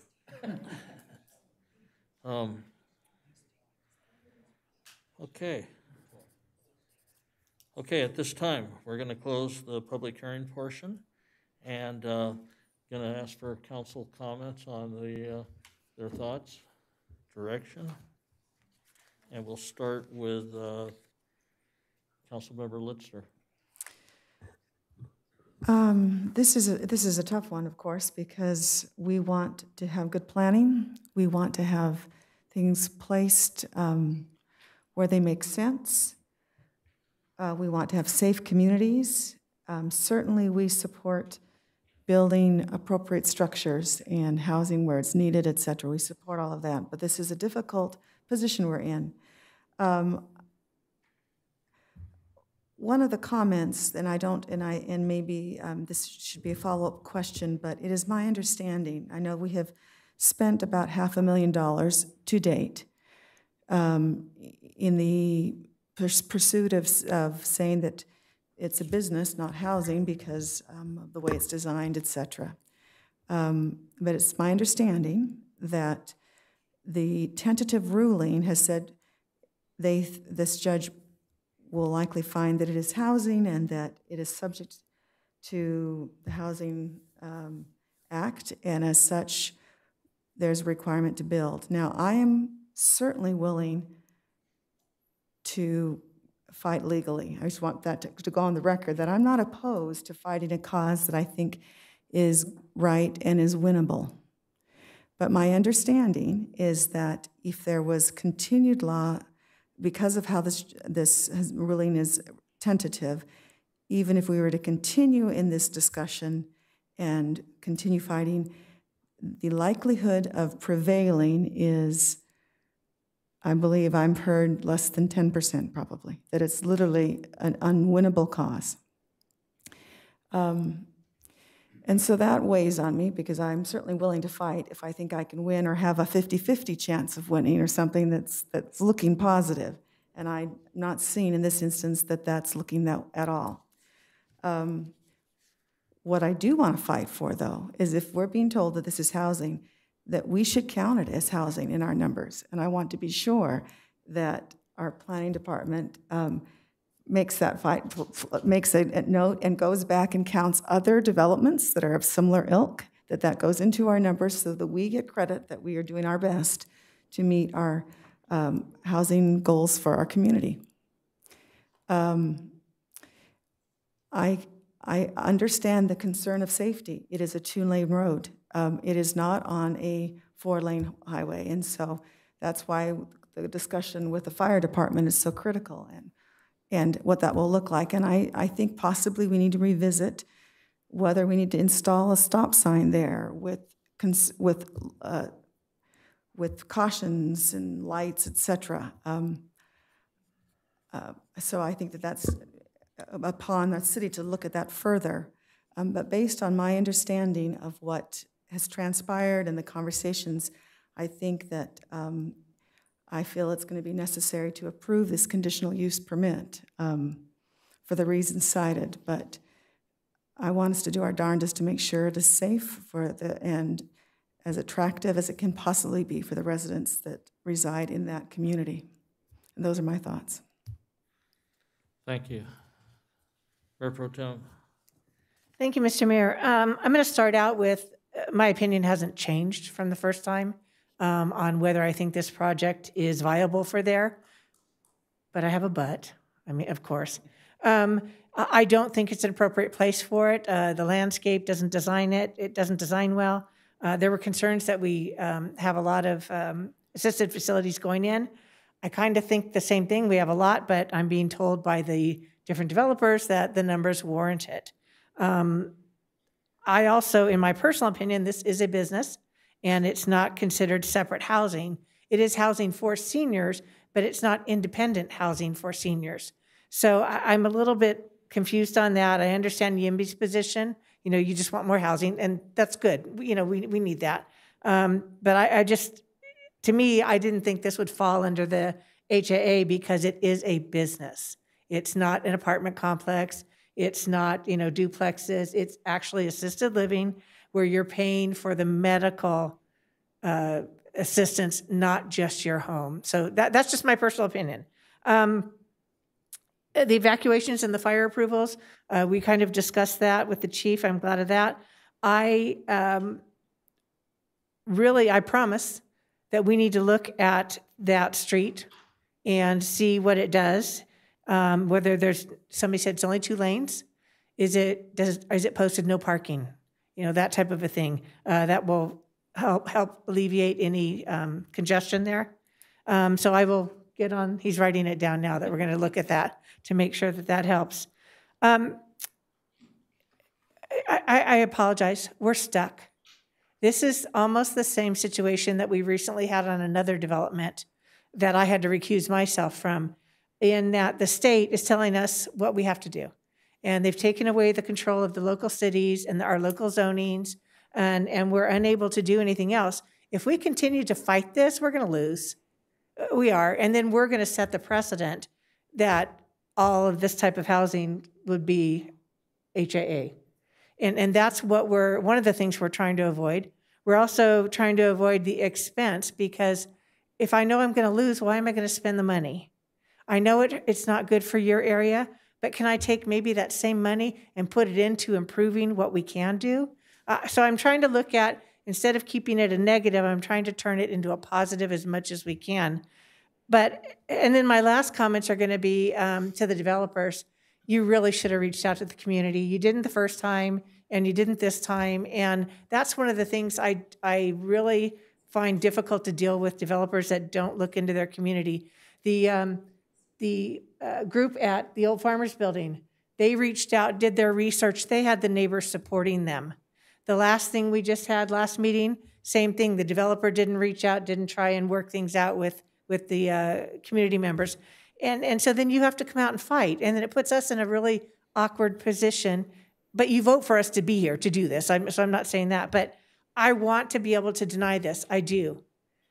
But according to the law and what it will do to Simi Valley and our options to have control over what we have left, I can't. I can't. We can't deny it. If I could, I would. I'm sorry. So those are all my comments, Mr. Mayor. Thank you. Wow, this is a difficult development to deal with. It's difficult because the developer didn't deal with us. It's difficult because, like most developers that come into a community, they want to be a partnership and work with the planning, work with the council, work with the residents to provide a project that is approved and liked by all. I've never had a project come like this before, where it's our way or the highway, and that's very, very disappointing. I do have a fear for the residents, and I'll share that with you. is, my concern is, we're going to get somebody else just like this developer. If this was denied and somehow they said, oh, to heck with it, we're going away, I worry about what next. And because there will be something next. And it could be, in my opinion on the type of business and what have you, I think it'd have less impact on the neighborhood than 300 apartment buildings. And so that's what my concern is what's next. And accept something that's less. Usually, in a normal situation, the community gets to have input, and you get buy-in, and you get to make improvements, and the developer works with you and goes, yeah, you don't want these kind of trees, maybe we can do those, or you need a little articulation here, and they're great to do that with. We didn't get that here. However, we could get a lot worse than what's here. And obviously, I'm so disappointed in this state that they will do this to the local communities, take control out. We're backed into a corner. We had a judge that probably has no planning experience whatsoever, made a decision that this is a housing development, and that's what we're up against. And I said it just the other night on a project that we denied. I said, whenever possible, I feel it's my job to go with the residents, whenever it's possible. But if it's going to hurt the city to go with the residents, then I have to stand up and go against it for the betterment of the city. And unfortunately, that's the position we're in tonight. This is a no-win situation. We're going to spend way too much of taxpayer dollars on something that we know that we're not going to win. And all I can say is thank you, state of California. And so based on that, and based on wanting to make this city whole, I too have to go ahead and go with it. And I apologize to you. It's not the easiest thing to do, but I think it's what is necessary. And with that, looking for a motion. I guess I can move it. I think we all have heavy hearts, and we're sorry. I move to adopt resolution number 2021-32, thereby formally rescinding resolution number 2019-46 and formally approving CUP S812 with conditions and adopting the associated mitigated negative declaration under the California Environmental Quality Act. Those conditions are as amended as I indicated. As amended, as indicated by our attorney. Second. Okay, we have a motion and second.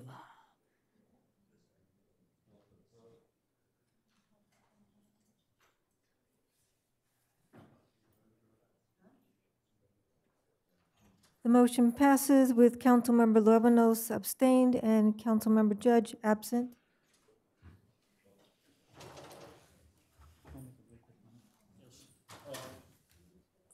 The city attorney would like to make a comment. I just want to publicly thank Janetta J. Vinco for her assistance, her legal assistance in this matter. Thank you. Thank you. Okay, we'll take a 10-minute break.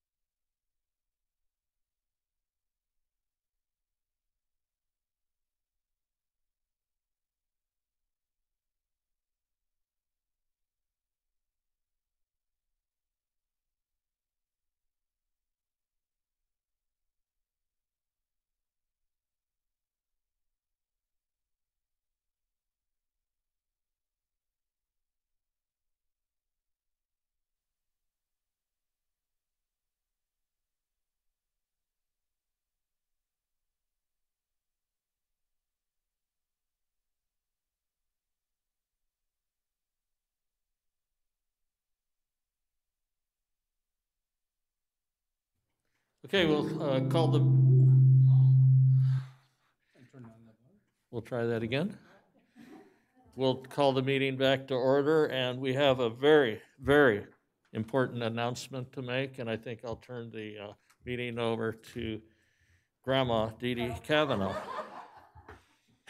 He's just saying, I just had my second grandchild, was just born a few minutes ago. So everyone's healthy and stuff. So very, very, very excited. So thank you, Mr. Mayor. Congratulations. Okay, public statements. Mr. Mayor, members of the City Council, next item on the agenda is 5 public statements. This is the time for public statement on all items other than public hearings, appointments, and informational reports. All comments submitted by email have already been provided to the City Council. However, they will not be read by the City Clerk this evening. Speakers will be called on in the order in which their card was submitted, followed by speakers via Zoom, who registered by 3:30 p.m. today to speak during this public statements item for a period of no more than 3 minutes each. Persons addressing the City Council are requested to state their name and community of residence for the record. Council members cannot respond to your questions during this time, however, may offer a response to the extent possible under Agenda Item 5A. Mr. Mayor, we do have 2 public statement cards, and we do have 1 on Zoom.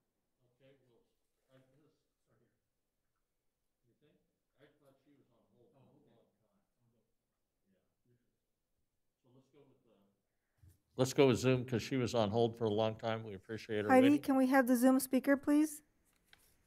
Wonderful. This evening we have Lisa Murphy. Lisa, would you like to go ahead and speak? You're all set, Ms. Murphy.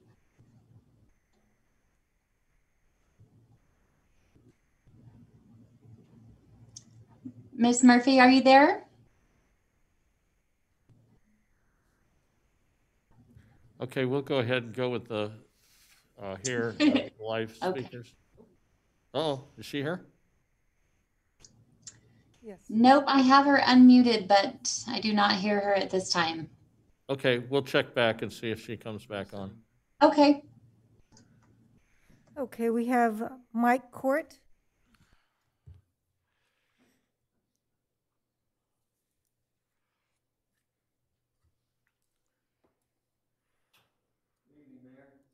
Appreciate the time. I'm Michael Court. I'm local here in Simi Valley, and I'm here representing the Rotary Club of Simi Sunset. First of all, when people leave, it's freezing in here, so you guys got to do something with the temperature. Our club is hosting a 9/11 tribute that I'm informing yourselves and, of course, the community of this. This is for the 20th anniversary of 9/11. This is going to be held at Lemon Park and at the Veterans Memorial. I'll go into a little bit of the program, but first and foremost, it's important to know that this open community event is free to the public. It is not a political platform of any kind, and there's no political affiliation. This is truly just a tribute to honor those victims. So our program is going to include a color guard. It's also going to roll into the national anthem, a moment of silence, and then we will be reading all 2,977 victims' names, similar to what they've done in New York. And we will also be ringing the bell the 4 times, each time specifically of that time that the plane went down. The difference is we'll be doing it on West Coast time versus East Coast time. Otherwise, we will probably have some neighbors a little distraught about that.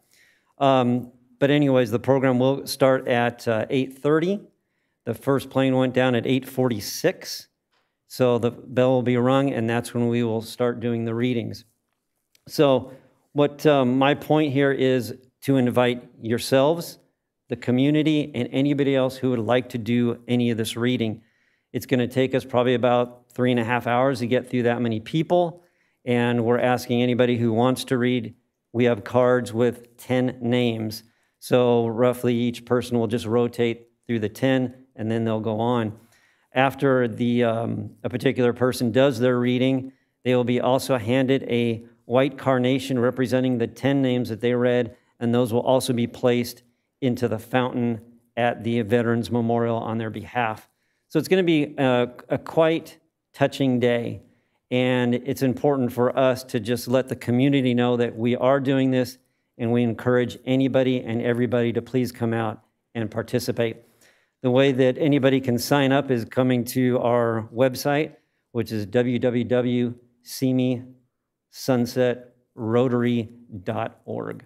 That's it. Thank you. Thank you. Great idea. Thank you. Bruce Boyer?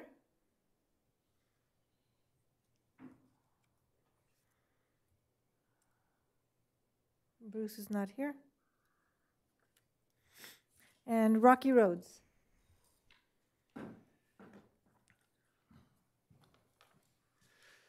Good evening, City Council, Mr. Mayor, staff. We learned a lot tonight about mandates and about having your hands tied when you want to do something else. The development that went through, out of our hands, wearing a mask tonight, out of our hands. Maybe that's why Mr. Boyer isn't here. But we have to find ways to stop these mandates, and there's a moment coming up where we as a city can assist in some of this. The redistricting census numbers have come out, and the county supervisor districts are going to be redrawn. And we have a solid supervisor district in District 4 that encompasses Simi and Moore Park, and we would like to keep it that way. I was looking at the opportunity for public input on the supervisor redistricting. It's going to be very short window and very limited number of opportunities to give input. I would ask that City Council direct staff to create a committee that can appeal on behalf of Simi Valley to keep us with Moore Park and keep our district strong. And if we can do that, and they can do it in Thousand Oaks, perhaps in one election cycle, we could replace a county entity that's mandating masks and mandating closures, and we can get back to personal responsibility, which is what I think that Simi Valley is all about. So thank you for your time tonight. Thank you. Mr. Mayor, we have no further speakers. Okay. Comments from the council? Thank you. I just wanted to confirm, appreciate the comments that were made. Thank you all.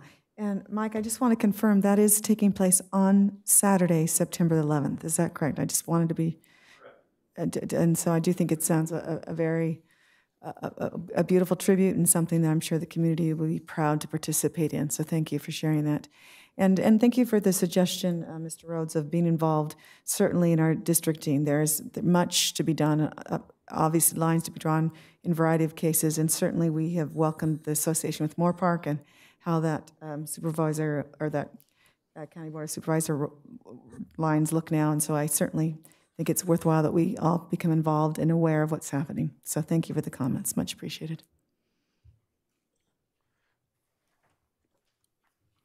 Mayor, I just had a quick comment. I want to thank Michael Court as well. Thank you so much for doing this. I think people forget that all 4 planes were coming to California and what an impact we had. I think most people think of New York and Pennsylvania when they think of 9/11, and they forget that all 4 of those planes were coming to California. So most of the passengers that passed away were from California. So there was a huge impact. I know that there's a memorial up at Point Magoo specifically for 9/11, and we always take the scouts over there to talk about that. So thank you for putting that program together. I really appreciate it, and I think it's a history lesson for many of our students who weren't even born then. So thank you for putting that together. I really appreciate it. And thank you to all the public speakers who came tonight. Thank you. Thank you. I was just going to say one quick thing. Being a former park board member, it's Rancho Tapo Community Park. No, otherwise known as Lemon Park. I just had to say that. Sorry, Mike. And I'd just like to say thank you to the Rotary, and I'll see you at Lemon Park.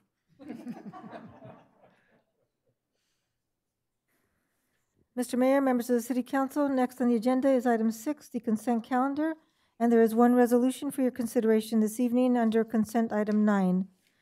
The reading of the resolution is as follows. Resolution number 2021-30, a resolution of the City Council of the City of Simi Valley accepting the final map subdivision improvement agreement and approving securities for the construction of public improvements for tract number 6024, located at 3039 East Cochran Street. Okay, Mayor, I'd like to pull some items if possible. which one? 4, 5, 6, 7, and 9, and they're all quick questions, I promise. Okay, 4, 5, 6, 7, and 9. And any others? Okay, let's go ahead and bang those out. Okay, for number 4, I wanted to know if there was any bid process on this, or are we kind of stuck? I was also a little confused as to what exactly the increased cost is. I know you, in the report, it says that it's included in the budget, but I want to know if, was there any other option, or are we stuck? We are stuck. We utilize Versiterm for this service. They are slowly migrating all of their clients to the cloud. We are trying to get in front of it, knowing that the longer we wait, the more costly it will end up being. We did, in putting together this year's budget, we did anticipate the cost, and so we did include it in this year's budget. So we're, we did realize this was coming.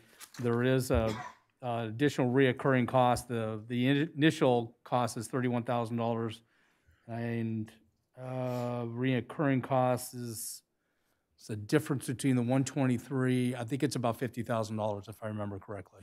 Okay, because what I was looking at in the report, it said, one-time fee of $90,000 to migrate, and then the annual maintenance fees increased by $92,000. So is it a total increased cost of over $180,000? Is that correct? No, actually, I think it's the increase cost is only about $50,000. But that's not including the $90,000 one-time fee. Is that correct? That's correct. Okay, so it would be the $90,000 plus the $50,000, so $140,000? Yes, it is. Oh, my goodness. Okay. And my other concern was, I saw this is an Amazon Web Services. How secure is this cloud-based system? I'm very concerned about security. Everyone seems to be getting hacked left and right lately. Well, we believe it is secure. Versiterm is, they are, they work for law enforcement agencies. That's generally what they do. So I would imagine that we would share the same concern as all of the law enforcement agencies. We wouldn't be getting into it if we didn't think it was secured. There are different platforms within Amazon's cloud system, and this is just one of the ones that they utilize that service to law enforcement agencies. So they'll be handling the security. That's not something we have to worry about? We don't have to worry about it at all. The contractor, Versiterm, works all the security for us. We do have our own security as well. We have our firewalls that are set up in our own system. So we have our security as well as Versiterm having their security to access the data. So in the future, is there any possibility that we can go to a different company, or is this the only game in town? Like, no one else does this? It's pretty much the only game in town. Okay, that was number 4. Can I ask a follow-up on number 4, if that's all right, please, since we're discussing that? I'm having a hard time understanding. I'm sorry, can I just have a follow-up on number 4 before she gets to the next one, if that's all right. Where is the physical backup kept with Versiterm? Do they offer the option of internal, obviously it's cloud storage is what we're moving to, but do they offer an internal server backup option if we? The chief is shaking his head no, but I think there's redundancy in the system, though. They claim that they have a backup, but so we basically absolve ourselves of any internal backup with this. Correct. The backup would be cloud-based as well. The redundancy is cloud-based, I should say. Gotcha. Okay. Well, okay. I understand. There are some concerns, but I understand why we're doing what we're doing. Okay. Yep. Okay. Thank you. Okay, go to number 5, Councilor Luevanos. Thank you, Mayor. For number 5, my question was on the rounding method for city fees. What will be the fiscal impact to consumers? It's very minor. The only reason why we had the original rounding was when people were coming in with cash. We wanted to round basically to the nearest nickel or nearest dollar so we could avoid the change. Yeah. This is actually the overall impact will be extremely minor. I notice we're switching to a percentage, right? Because it's easier to do that. Correct. So that will, and I know more and more people are doing transactions online. Correct. So that's why I'm concerned, like, is it gonna round up to nickel, or just round it, or it's just whatever the straight It's just percentage rounding is? to the next, to the nearest cent amount, digit. Percent, yeah. but it's by percent, right? So across the board, it'll be a percent, like 1.5% or 2% or whatever it is. Is that correct? I just want to make sure people understand what it is. Mayor and members of the city council, it'll just be increased by inflation. So it'll just be a percent, whatever the inflation is for the prior year, it'll just be that percent across the board for those fees. And then our goal is every 5 years to do another fee study so that anything that's out of alignment, we'll bring those back in line. Okay, so it won't change every year, it'll just change every 5 years? No, the fees will change every year. CPI. Yeah. Okay, thank you. I just wanted to make sure, thank you. Number 6. Number 6, I'm a geo nerd, so I love this. I love that we're doing the GIS Esri system. I just had a question, I don't know who to ask. Can this system be used to communicate about fires, evacuations, hazard, SCE surveillance, all that stuff via Nixle? Or is that possible? Yeah, that's possible, mostly for fires and mostly for infrastructure that has to do with any kind of a natural disaster. So in terms of real-time information that can be fed back to the EOC. So if there's a disaster going on somewhere in the city, then through Web EOC, they can get the footage and they can feed that information back through the GIS system. So.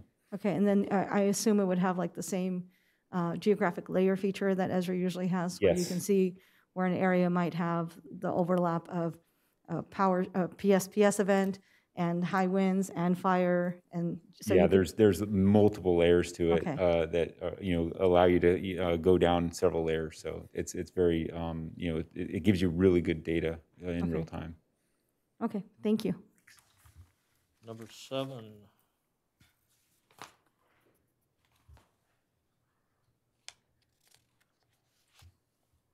I read through AB 267.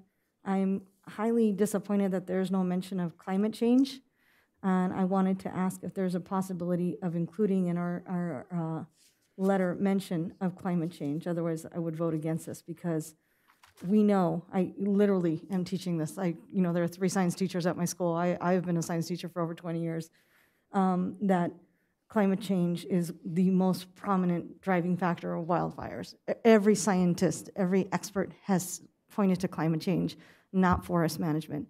And so my concern is that in writing this letter that we are promoting something that is not scientifically accurate.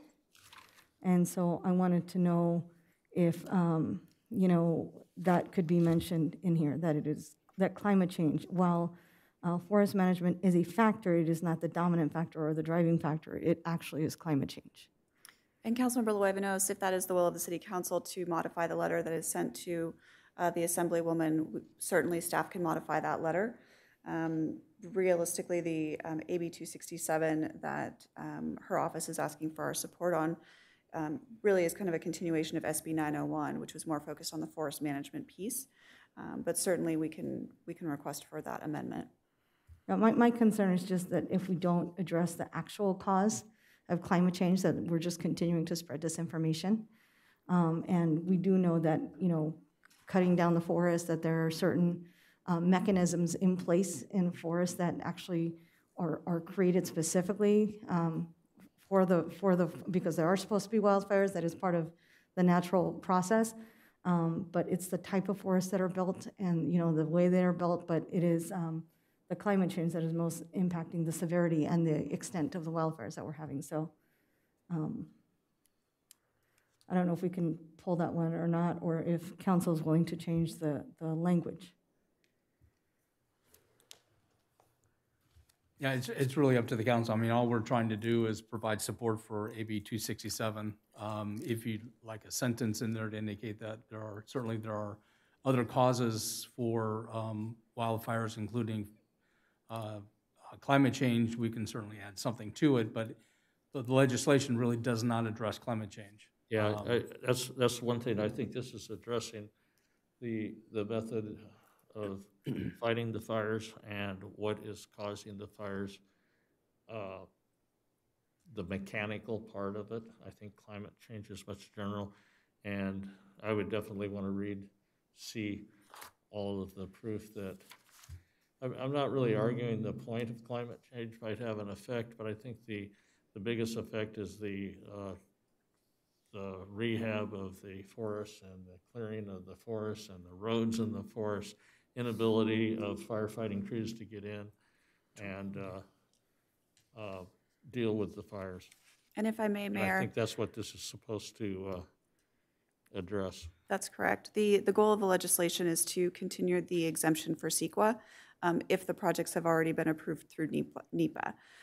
So there wouldn't be a secondary level of approval for the environmental element, which again is the continuation of the SB 901. So as the city manager mentioned, it doesn't address climate change, but certainly as the city manager proposed, we can certainly modify the letter if that is the will of the council and there's a motion to do that. My comment is, I had a comment on here anyway, is the wildfires we're having partially is because of our forest management.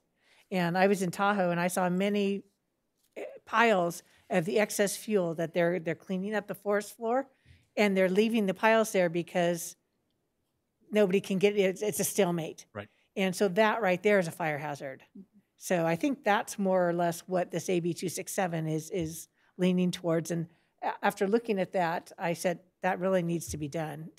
We need to work together. The environmentalists and the federal forestry need to work together to get it taken care of. Yeah, I think there's a potential of unintended consequences too by not cleaning the forests, which is an environmentalist position. It actually created problems that they didn't necessarily realize that was going to occur. So that's where I say unintended consequences. Good thoughts, but unfortunately, it worked against exactly what they were trying to accomplish. So I think we ought to stick to the wording and keep it in, because when you go to climate change, we could also say you should close all the freeways. I don't think we want to go there. It would take it much out of the context of what this is supposed to be. Okay, well, I'm going to vote no on consent item 7. Well, and I might just add to the discussion that there are a lot of bills that are discussing climate change up at the state level, my understanding. I think what's important, I think at least the perspective that I got on this is that this is specifically to basically continue what is to along, what is it, 2 or 3 more years to basically allow it to go forward, those that have already passed CEQA, and not to have to go back and review it and basically put a roadblock. And so I think I don't think that that's the content or the subject matter of this bill. Not that that's not worthy of discussion, and that's the reason why I think it's written the way it is. I mean, certainly a sentence could be thrown in, but I don't think that that's germane to the specific request, and that's all. So I just want to make sure that we spread accurate information, and that climate change is the main driving force of wildfire. So that I was just asking for an insertion, but so I will vote no on 7 because I don't want to spread disinformation. Okay. Number 9, Mayor, if I may. Yes. I was just curious. I know that this is for the farmers, and I've had a lot of residents ask me if those are the actual street signs. I already saw a couple of street signs on the farmers, where they have the private road in Caltrans, and people are like, I can't read that. That's a terrible sign. Is that permanent? So I just wanted to ask that question. I don't know who can answer that. Well, the street signs have to follow our standards, so they would be identical to whatever our current street signs are in the community. I don't remember seeing any. I mean, you can't get into the site, so I'm not quite sure what street signs the residents are referring to, but they would have to be consistent with our. Are those temporary signs? They would have to be there? temporary Okay. because they would have to be consistent with our city street standard. Okay, because people were asking me and I didn't know, and I wanted to ask, and I see it's on the agenda, so Yep. I want to make sure that is not correct. Okay, thank you. Mayor, I move to approve items 1, 2, 3, 4, 5, 6, 8, and 9 from the consent consent calendar. Motion to approve 1 through 6 and 8, 9. Second. Call for the vote.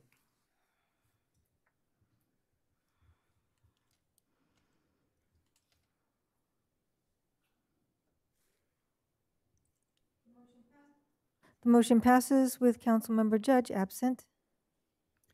I move to approve consent item number 7. I'll second.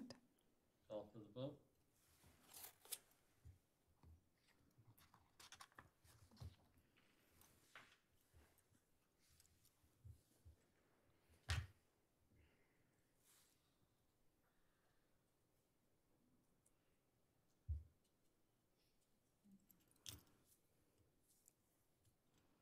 Do we need to do it again? Do I have to do it again? Let's try it again. Oh, let's try it again. Okay.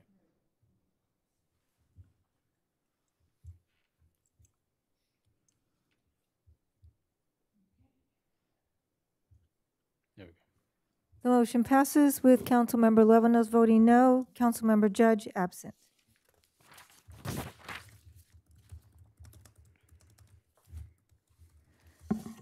Mr. Mayor, members of the City Council, the next item on the agenda is item 7A, second reading of ordinance number 1324.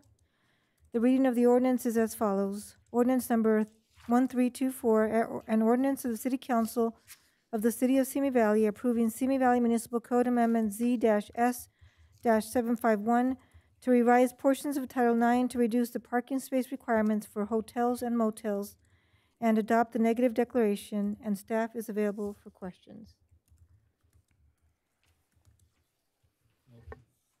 I move to adopt ordinance number 1324. A second?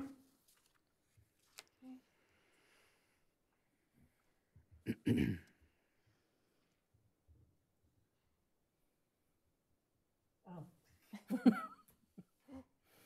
reading.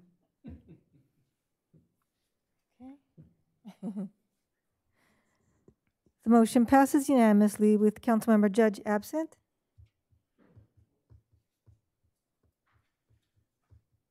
Mr. Mayor, members of the City Council, next on the agenda is item 7B, second reading of ordinance number 1326.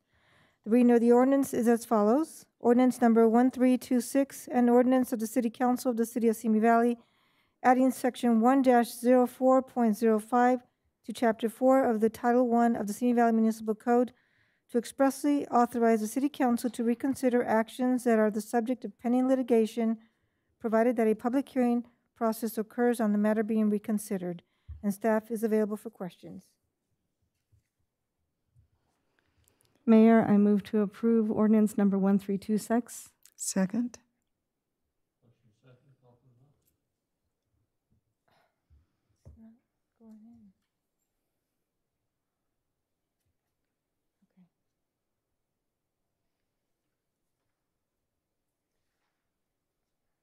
Let's try it again. Yeah, I did. Okay, here we go. Try one more time. Okay. The motion passes with Councilmember Judge absent.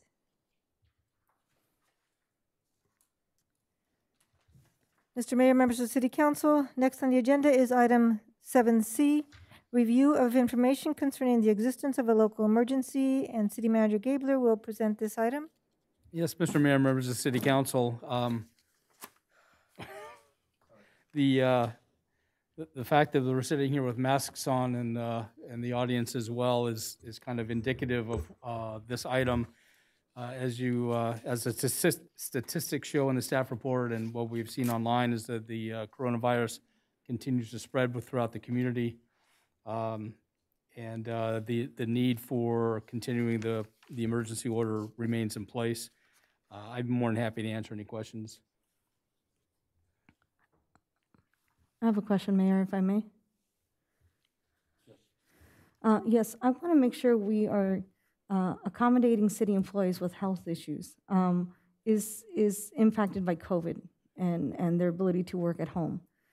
Because while this pandemic is surging and this new variant is much more contagious than the one we had before, I know there are people that are, impacted by this. We just lost a 10th family member to COVID, so we've had 10 funerals since September. And so I'm asking if we are testing our employees or what we're doing to protect our employees, what we're doing to accommodate our employees who need to work from home. And is that included in this? This is independent of what we're doing with our employees. We continue to follow the OSHA ETS guidelines that for our requirements. If employees need accommodation, we have certainly accommodated them and are working with them in those regards. Okay, so if there's someone that's high risk, then we're making sure that they're protected, that they're staying safe? Absolutely. Okay, Yep. because I want to make sure that we don't have any liability because we're not protecting our employees. Oh, no, absolutely, yes. I move to receive and file this report. I'll second.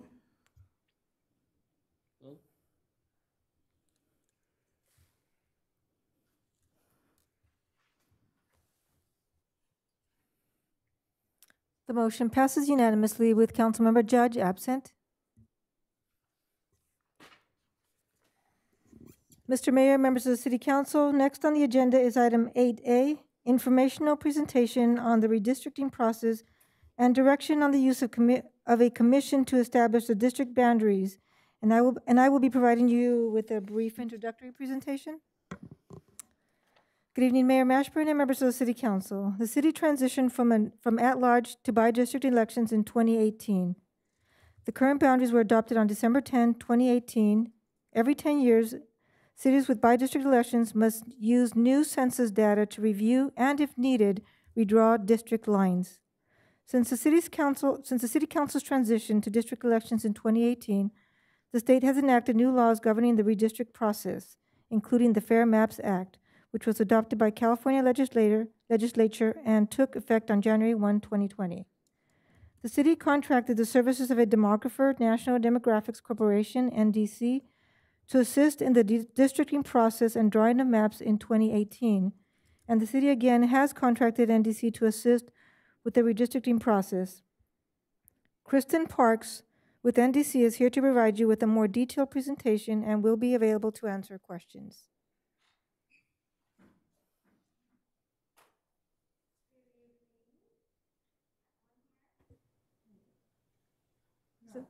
No? Now is it on? Can you hear me now? Yeah. Oh, perfect. Okay, cool. Let's raise this up. All right. So my purpose tonight is to give you a brief overview of what this redistricting whirlwind is going to be like over the next few months. And because you already have a detailed staff report with you, I'm going to move pretty quickly through this, all right? I want to make sure we have time for your questions, and this is only the first time you're going to see me. I will be back to help you all the way until the deadline. So, next slide.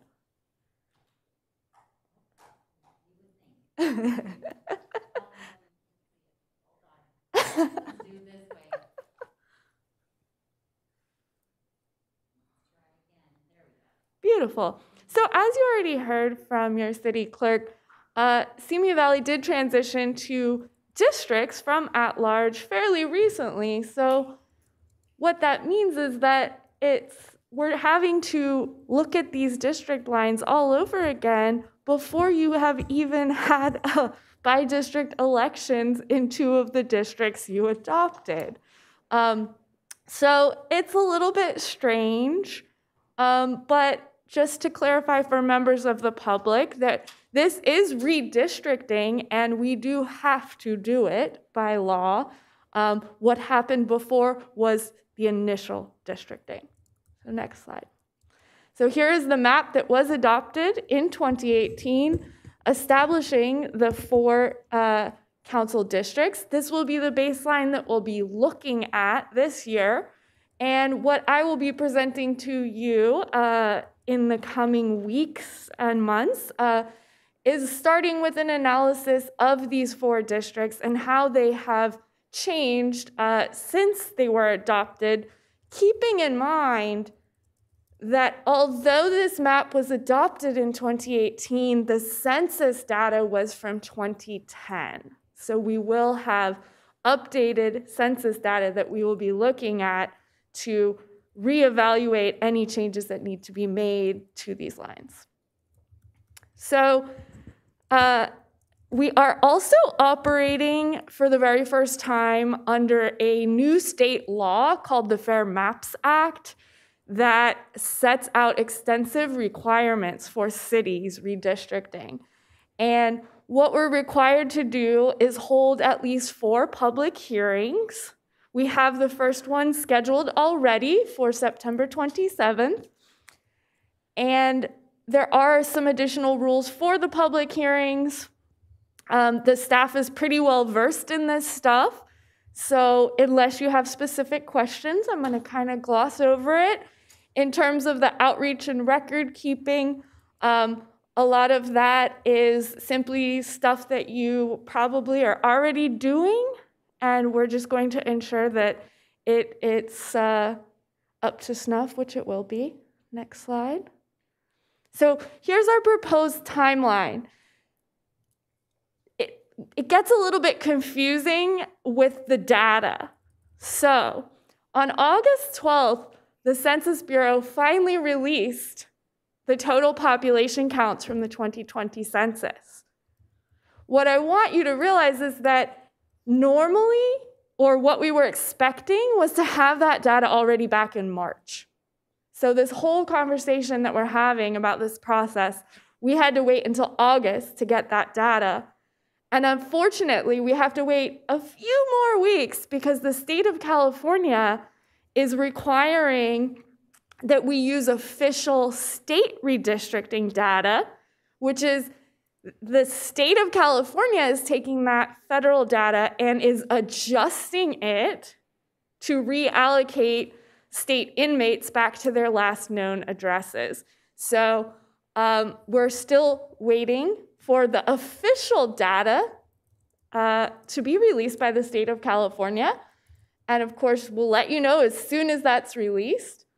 But by September 27th, for that first public hearing, we will have for you the mapping tools available to demonstrate for you and the parameters of beginning to engage the public on coming to the table and letting you all know how they feel about the current district boundaries and giving testimony about any communities of interest or neighborhoods that they would not like to be divided. Then there will be 3 more hearings, and that last hearing can actually be the day when you adopt that final map. And we will help you with revisions and all of that along the way. Your statutory deadline to finish this process is April 17th, 2022. I'm very confident you're going to be able to meet that deadline, and hopefully you will actually complete the process even sooner. Next slide. So when I come back and you see me again, either virtually or in person in September, we will have at least 2, probably 3 mapping tools available for members of the public, community organizations, and whomever would like to be involved in this process. From the very basic level, we have a paper map that people can draw on to draw their desired districts. And then there is an online tool that's much more advanced where users can look at different layers of demographic data and have more data available to them than just the total population. So there is a bit of a learning curve for the online tools. That's why I will demo them. We also have video tutorials that we'll put up on the website. And that's sort of when things get more fun. The maps are the fun part. Yeah. This is the probably less fun part. Really quickly, I just want to give the really, really broad strokes of the legal criteria that we have to comply with when we are engaged in redistricting for Simi Valley. Obviously, federal law is first, it is supreme. The whole reason that we redistrict to begin with is to ensure equal population. This is a fairness consideration so that each city council member represents more or less the same number of residents. So we'll be looking at those current districts to see what the population is, how that may have changed, and we need to ensure that they are more or less equal. Obviously, we're going to comply with the Federal Voting Rights Act, and we also, while complying with the Federal Voting Rights Act requires us to look at race and ethnicity, we cannot draw any districts with race being the predominant factor, because that would be racial gerrymandering. I mentioned the California Fair Maps Act.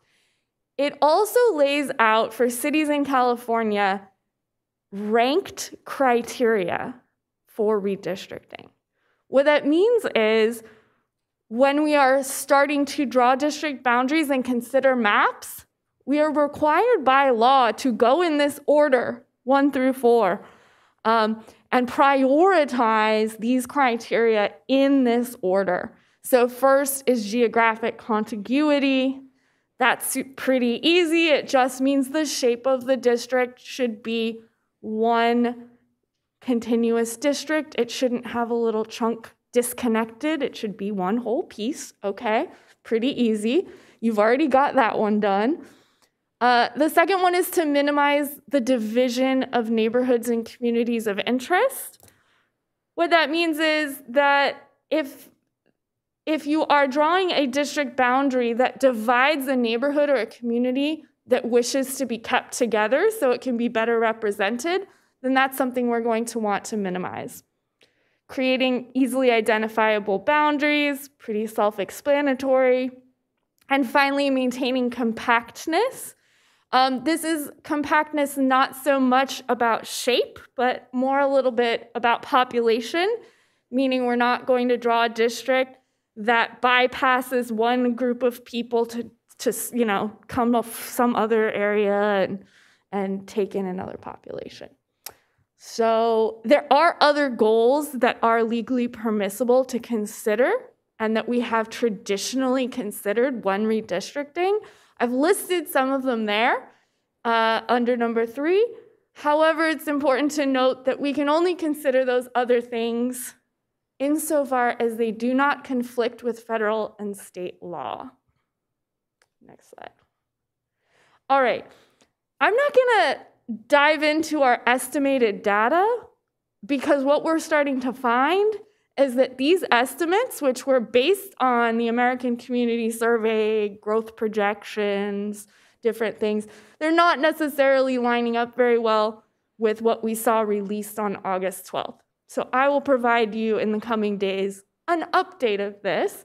But what I do want to just point out is that, again, what we're going to be looking for when I provide you with that updated data is population equality. So we're going to be looking at what is the current 2020 population for each of the 4 districts and how far off are they from our ideal district size.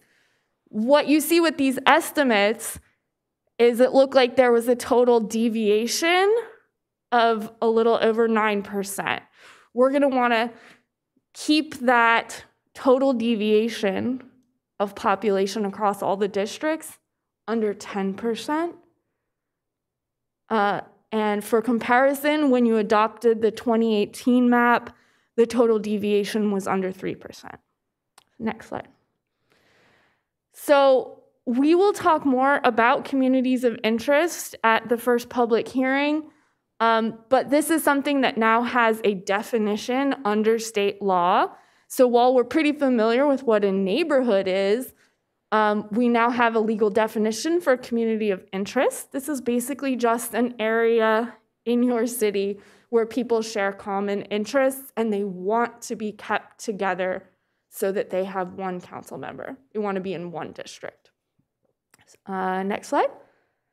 So there are many different ways for members of the public to come identify communities of interest.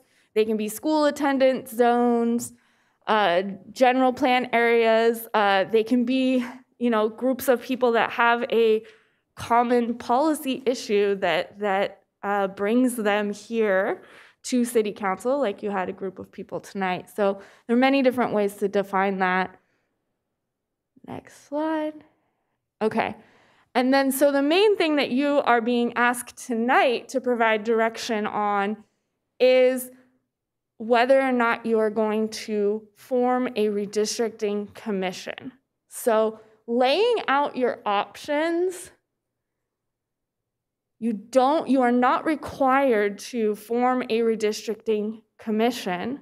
However, if you wish to, there are 3 different types of commissions you could form. The first being an advisory commission, which among cities that are choosing to go the commission route in this redistricting cycle, the most common type of commission would be an advisory commission. An advisory commission is appointed by the council. They will recommend maps to the council, but ultimately the council retains the final decision-making power to select the ultimate map. If you get into the territory of an independent commission or a hybrid commission, you are delegating some of that decision-making authority to the commission.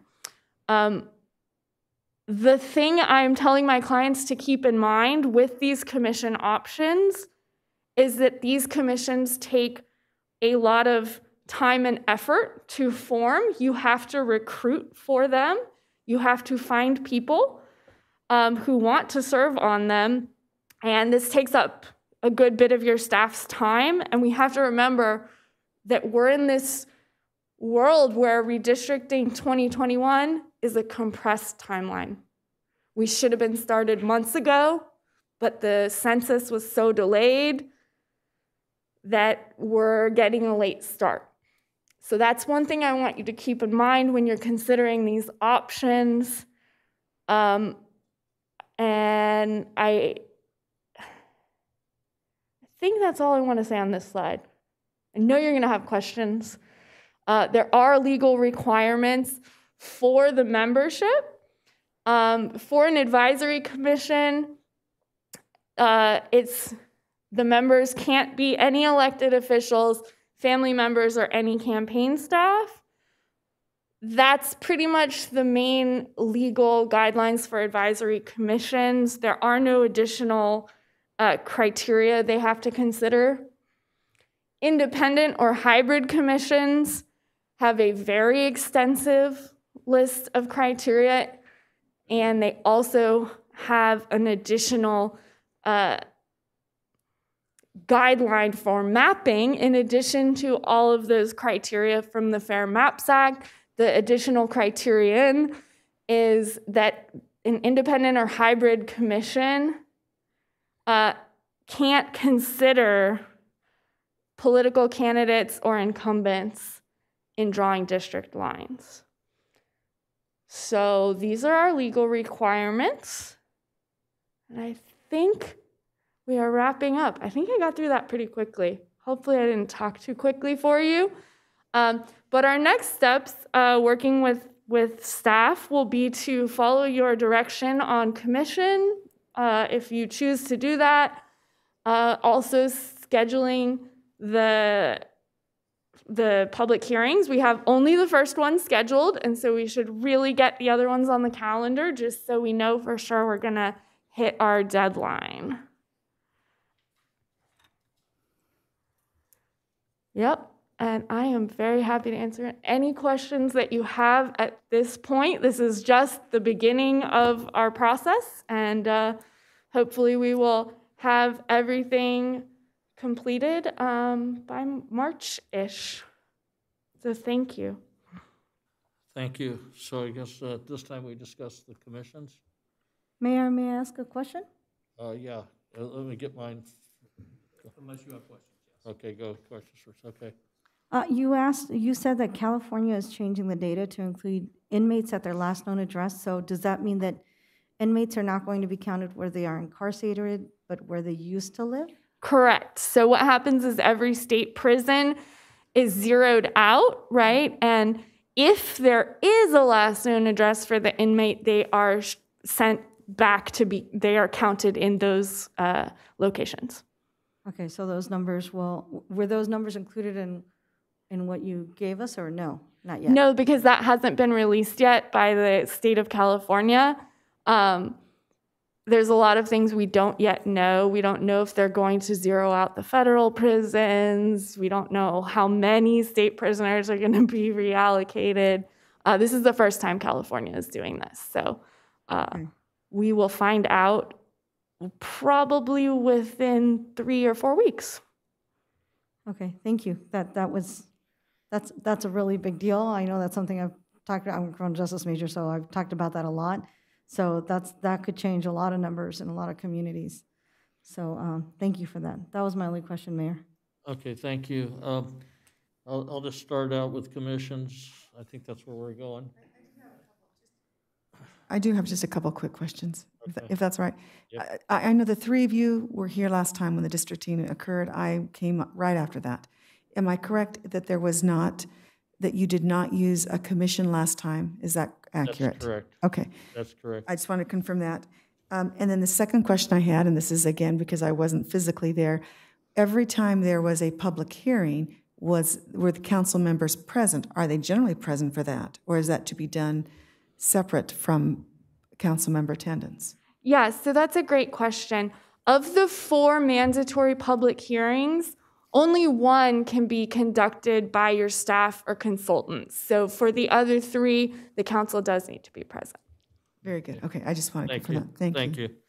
you. Okay, I just want to start moving on this, and I want to say that the last time we didn't have a commission, we kept control, and I thought ultimately it turned out very well. And we're held, let me rephrase that, I think we do a good job of representing those that we serve, and we'll continue to do that, and it'll streamline the process, and it will prevent staff having to spend a lot of extra time. And like the lady said, we're behind already, so I think it's best that we keep it in our hands.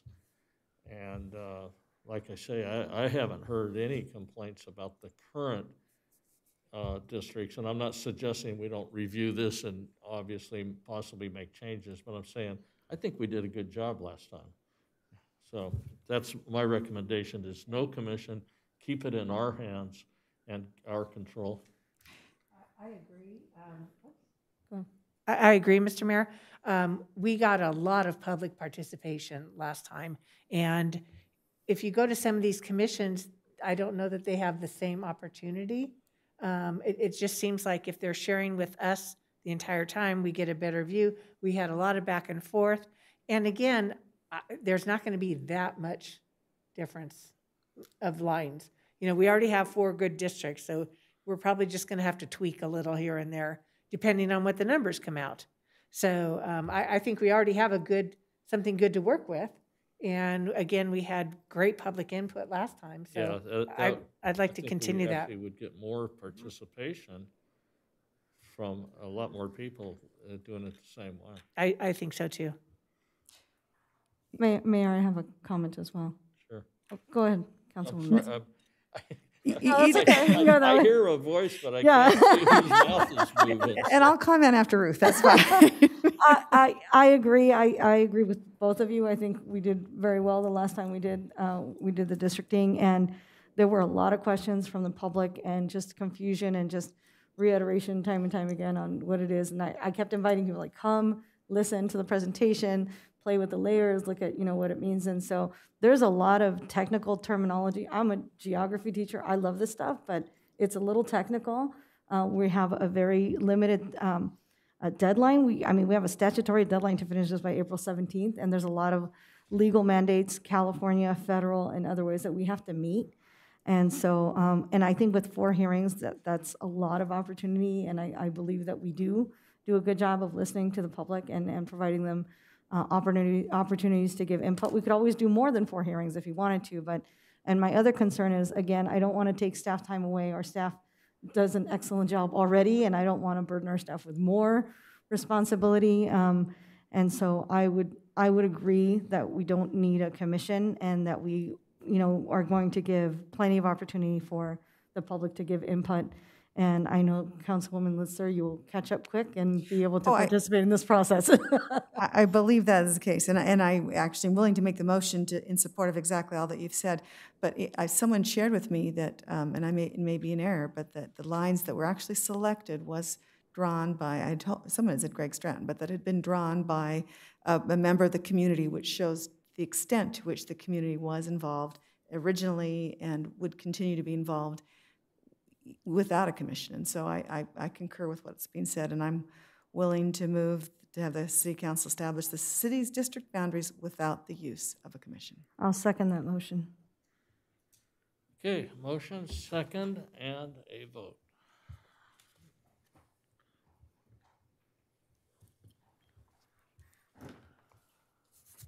The motion passes unanimously with Councilmember Judge absent.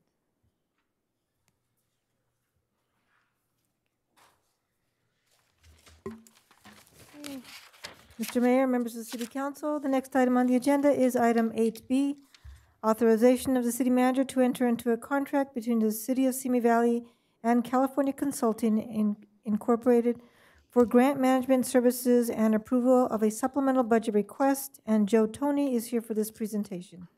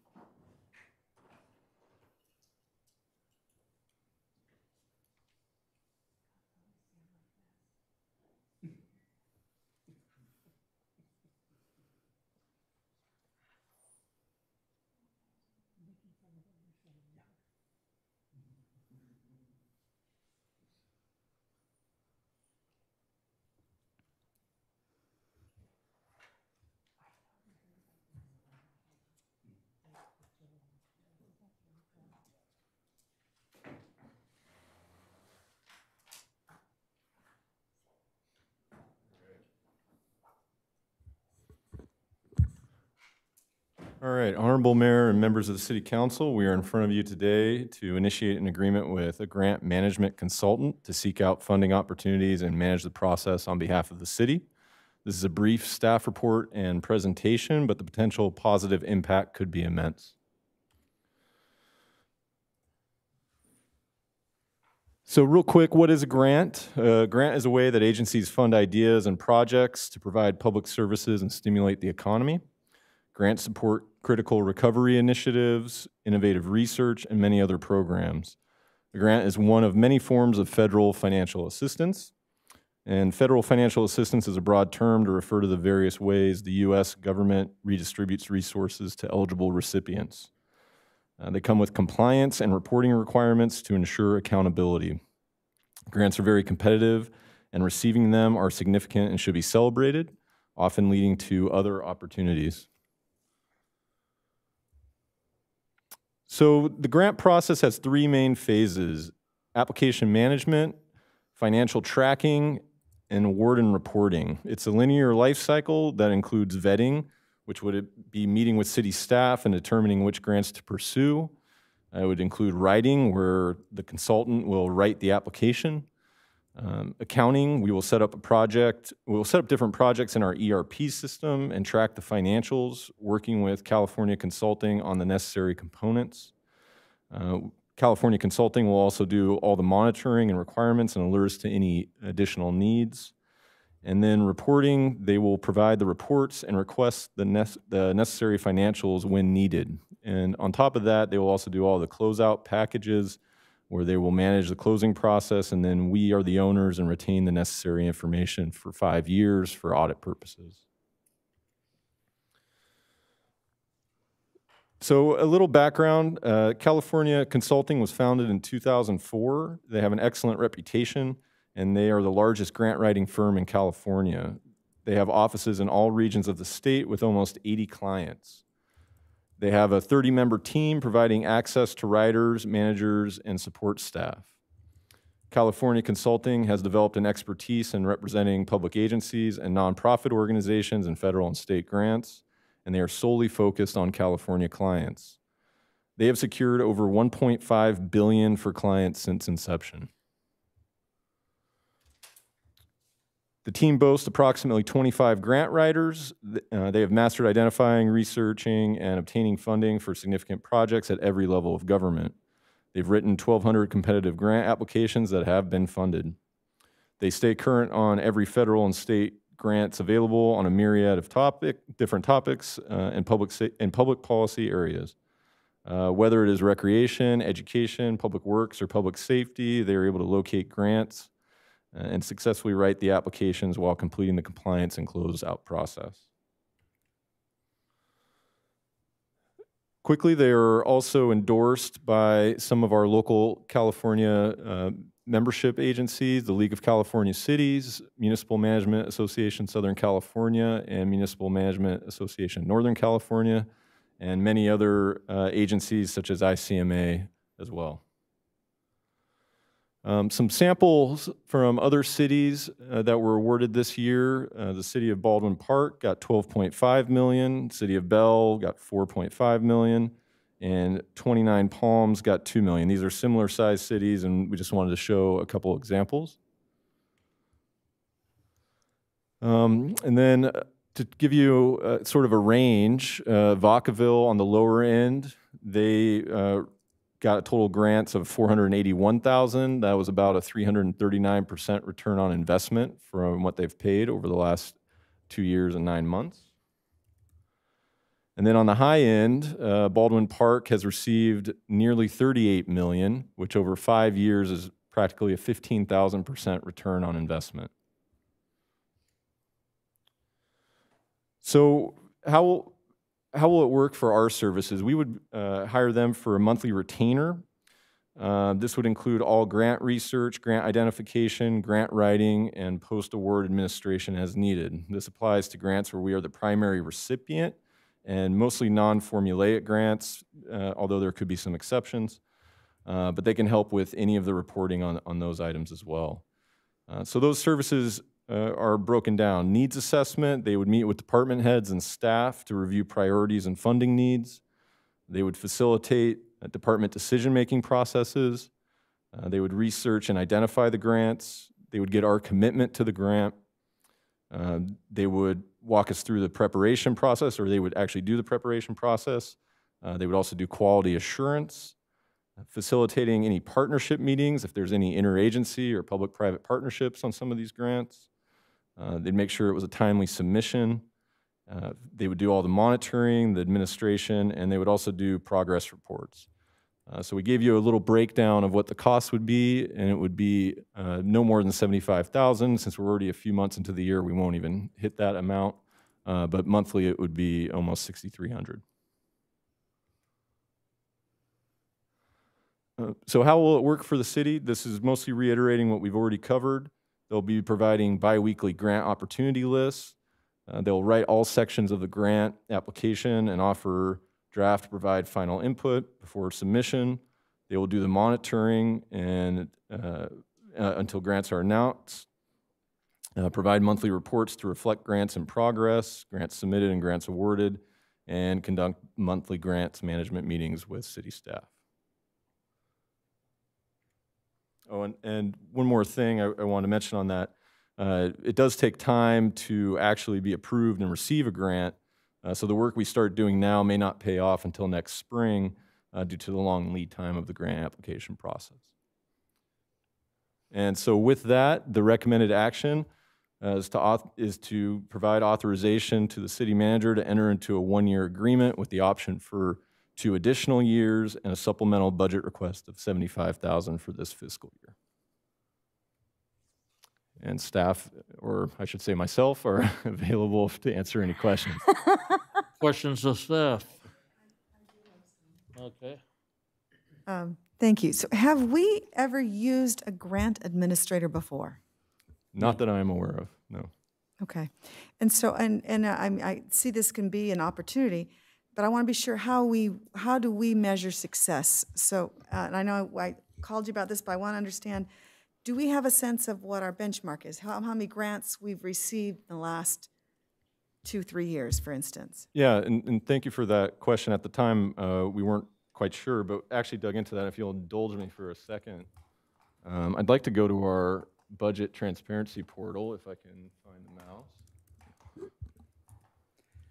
So not knowing what Mr. Tony is going to come up with, I will volunteer that we've been very successful with smaller grant applications through the police department and typical grants that we get through Public Works. The challenge that there are hundreds of grants out there that we just are not aware of and don't apply for. Well, and that's really where this is coming from. And I get that, and I guess that, and that's why I reached out to Joe, because in order to measure success in a year's time, it's nice to say, well, last year we received $5 million in grants. This year we're now at $12.7 million, for instance. And so I think you need that barometer. Yeah. Yeah. Those are good numbers. The bottom line is I don't want to pay, I want to be able to recover my $75,000. Absolutely. Without a doubt, at least on a yearly basis. So I wanted to take this opportunity to not only get an answer for you, but also promote our transparency portal that is on the website. Because we actually are trying to utilize this more, and we are building it out to actually update nightly from our financial system.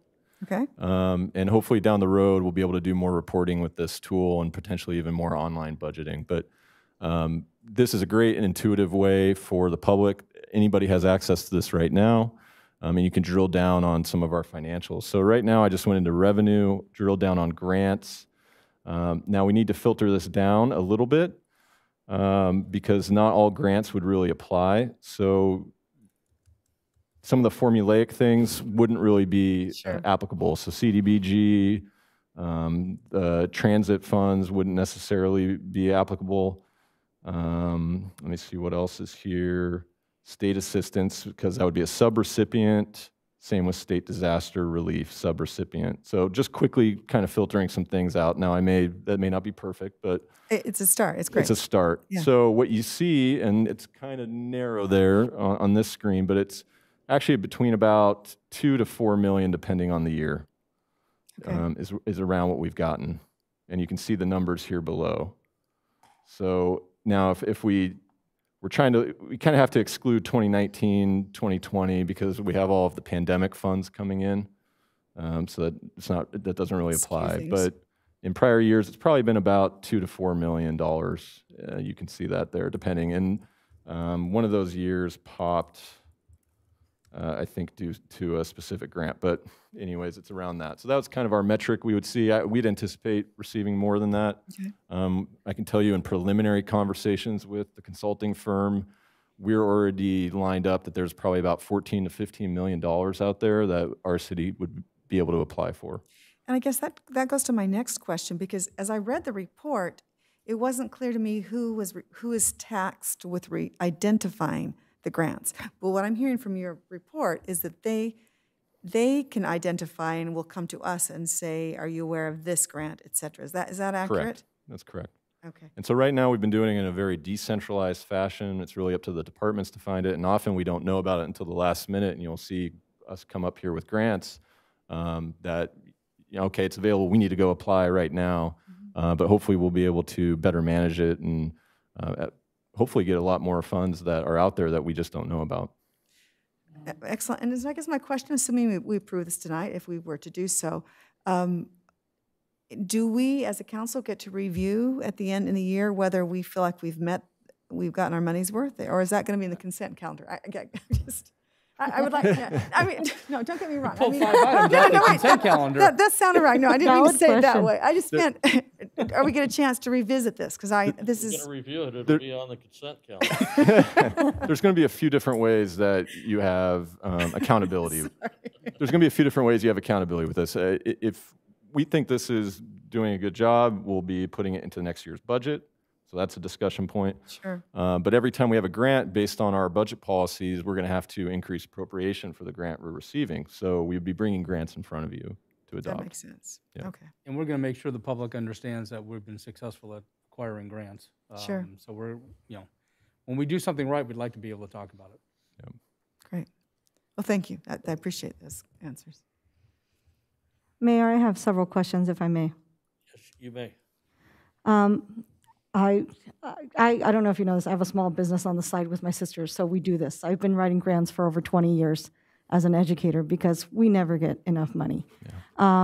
So I have a lot of questions. My first one is, will California Consulting do the compliance and paperwork and reporting of all the grants, or just the ones they write? Just the ones that, I'm sorry. So the ones that they say, they're going to identify the grants, they're going to say, Correct. these are the ones we need to do. You talked about application management, financial tracking, reporting. So when you talk about that, there's usually, with grants, there's usually a compliance component.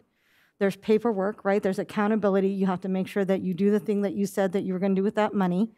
So is that stuff that our staff is doing or that they're doing?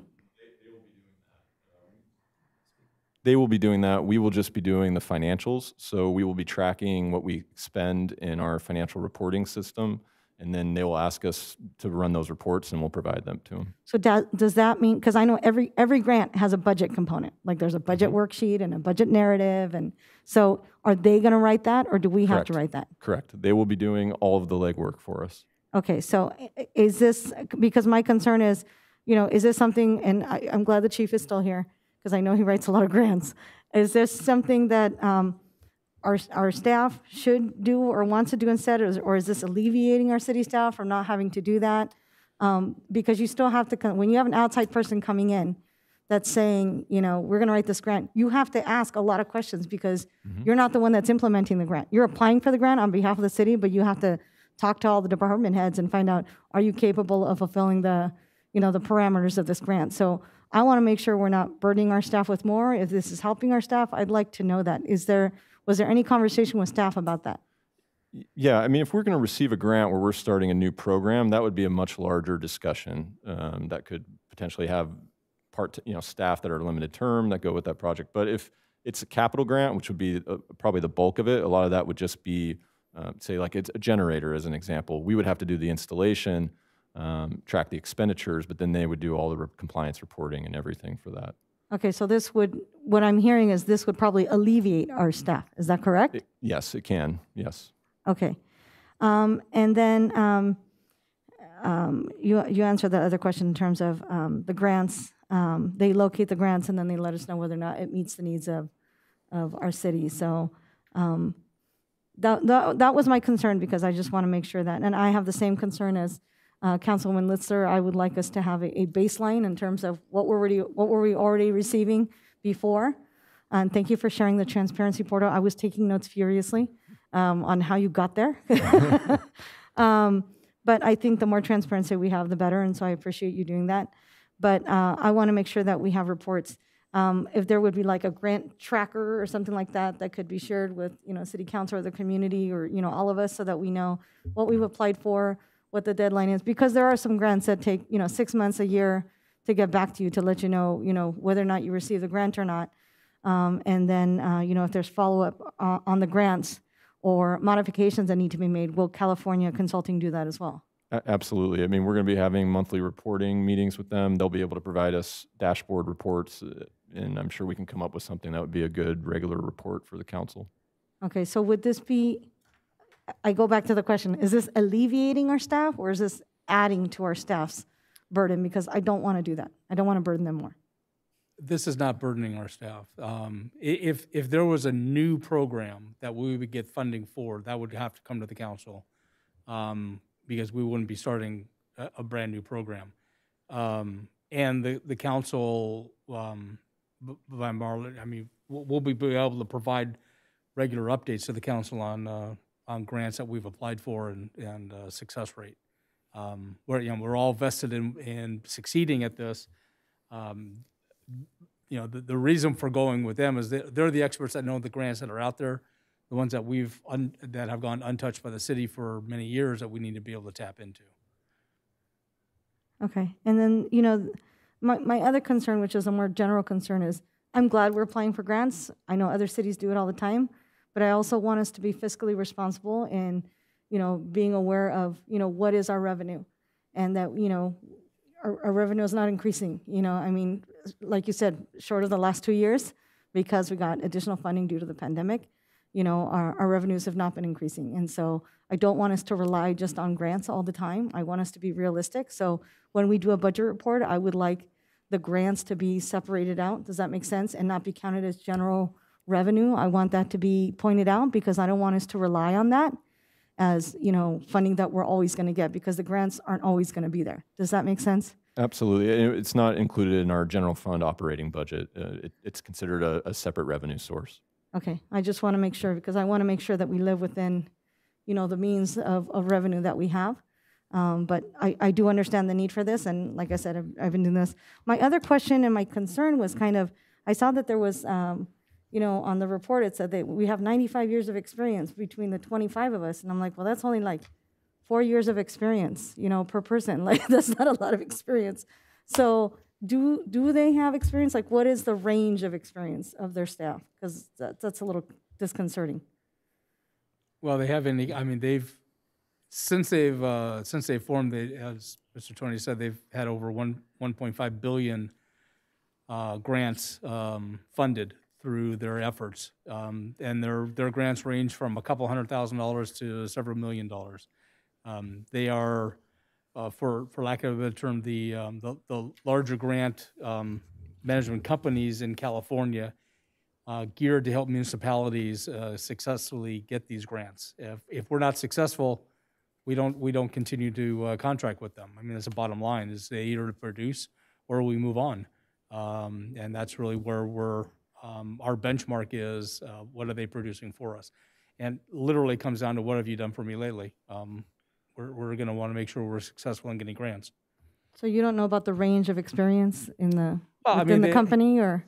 Yeah, I mean they have the range of experiences. They've been successful at getting both state and federal grants through all agencies at the state and federal levels, from EDA to FEMA to the different levels of federal government, as well as Cal OES.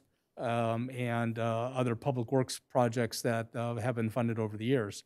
Their breadth is quite wide, and I don't, there isn't an area that I'm aware of that they have not been successful at getting grants for. I guess my concern is just that some of the things they look for in the grants is the experience. They look for the experience of the people that are writing the grant and the people that are implementing the grant. And so, when I saw that, I was a little concerned about that. And, the other thing is because some of these grants take a while to get and then to implement, do they have high staff turnover? Are they going to stick around? Or are we going to get like a different grant person every month? Or that's my concern. I just want to make sure there's stability of whoever it is that we're working with. I don't want our staff to have to work with a different person every month. Isn't there probably a website that's available to us that kind of information be retrieved? There is, and if you authorize a city manager to enter into the contract, as we negotiate with them and we get the terms down, we would have our representative that would be during the term of the contract. Okay, I just want to ensure that we have continuity and we don't have a different staff person every time working with our staff, because then you have to start all over again. So, yeah, sure. Okay, and we will have a review after a year, yes, of the success of this? Yes. Okay, thank you. And it said they've been in business since 2004. Correct. So they've got 17 years and 1.5 billion. So. Correct. Okay, thank you. Okay. Do you want me to motion? I do. I move to authorize the city manager to enter into a 1-year contract with California Consulting for grants administration for fiscal year 2021-22, with the option to continue the program for 2 additional years, and approval of a supplemental budget request in the general fund, Fund 100, of $75,000.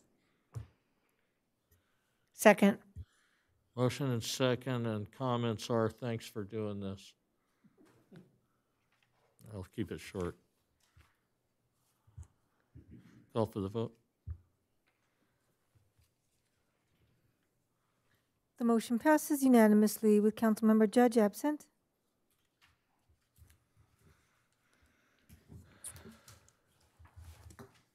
Mr. Mayor, members of the City Council, next on the agenda is item 9A, City Council member reports. Okay, Councilmember Litster. Thank you. Last 2 weeks, August 11th, I did attend the Task Force on Business Recovery, which is kind of a collaborative effort with the Chamber, Moore Park, our county, our Board of Supervisor and the city, et cetera. One of the things I wanted to remind our businesses here in Simi Valley that if they did not receive a COVID grant from the county in the first 2 or first 3 rounds, they are, please apply. They're now, it's at $10,000 that they would love to give, and I'd love it to go to all Simi Valley businesses. So, and the portal opened on the 19th, so that just happened. And as I understand, there are people in the city that are willing to help our business owners to help to basically provide the paperwork and documentation that's necessary. At the Simi Valley Library. At the library. Yes. So please tell your friends and business owners to go get those funds to assist them with recovery.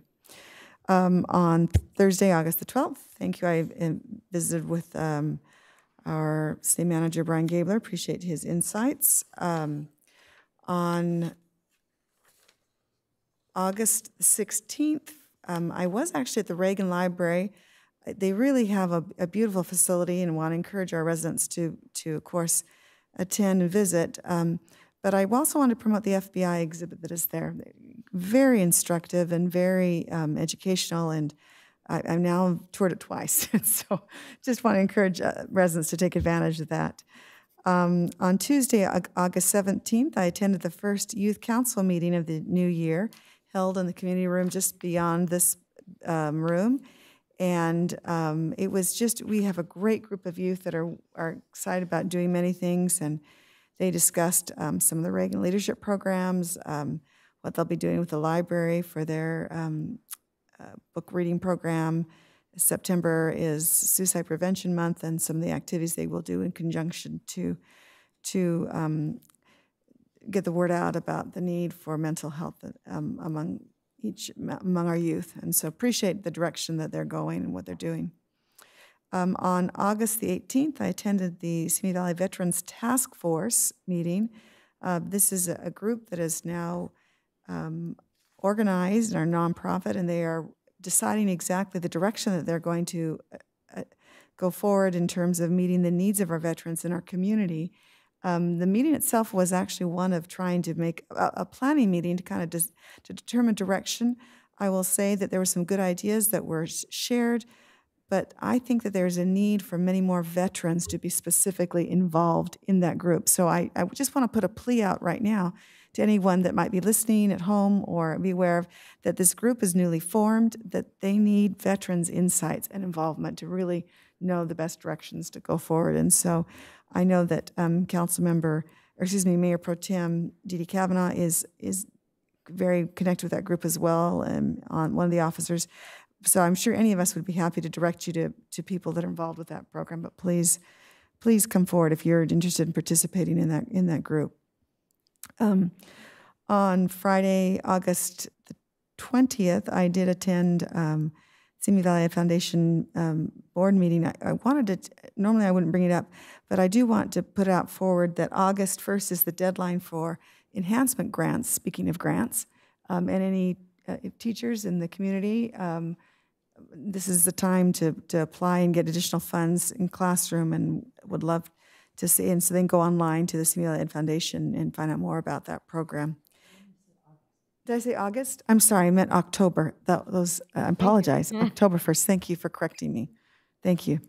And then finally, on Sunday, I had the privilege of attending St. Rose of Lima Catholic Church, 100 years of service. And it's just, here we were excited to celebrate 50 years as a city.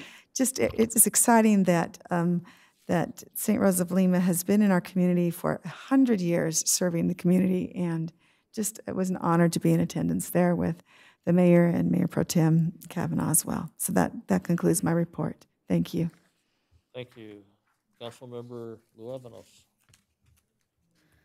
Mayor, I don't have much to report because like every other teacher, I was busy trying to get my classroom ready. So on Wednesday, August 11th, I know Simi Valley Unified School District went back to school, so I want to welcome back all the students. It's nice to see your faces in class. I know my daughter was excited, and everyone else's kids were excited to be back in class to see their friends. And besides my weekly meetings with the city manager and the city attorney, I myself started my first day of school on Monday, August 16th, at Los Angeles Unified School District.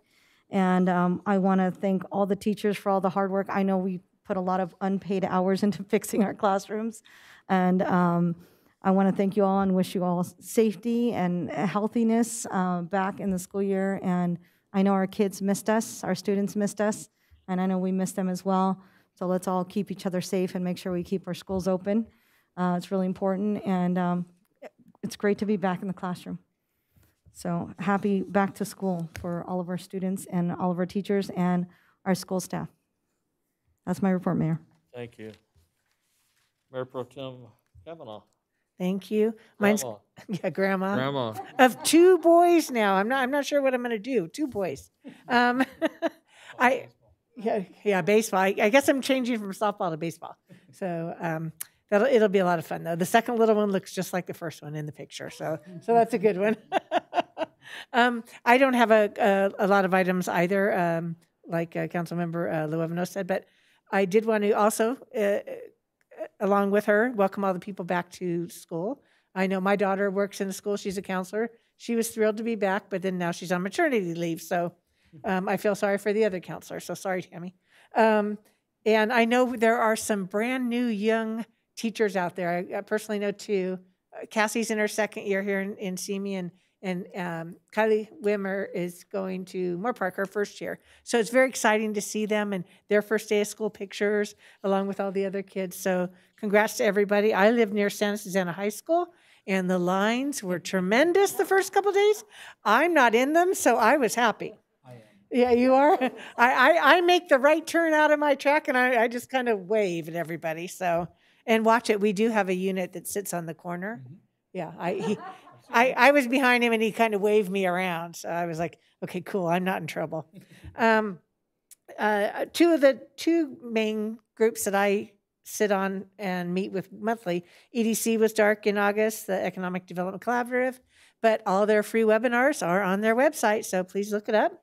And Ventura County Animal Shelters, we did reclose the Simi shelter due to staffing problems, and we'll take that up later. But you can go on their website. We are having a lot of coyote problems throughout the county, so they do have some additional information on how to discourage coyotes and or what to look for on their website. And we're going to be discussing that at our next meeting also. We're going to have a special meeting mid-September sometime. Well, that's what I wanted to know. Do we have to keep paying as much? We're the 2nd largest payer to the Ventura County Animal Shelter. 9 of the 10 cities in the county belong to Ventura County Animal Services. The only one that does not is Thousand Oaks. They go with Agora. So we're the second largest city, so we pay a large amount of money. So I don't think it's going to go down, Brian. I don't think it's going to go down. So. No, but they're looking for a new place to build a new shelter, so that's going to cost a lot of money. So we'll get onto that later.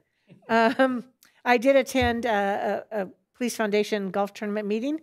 This Thursday, August 26th, is the Simi Valley Police Foundation's annual canine, I can't even remember the old name. It's a golf tournament. It used to be Paws for Paws,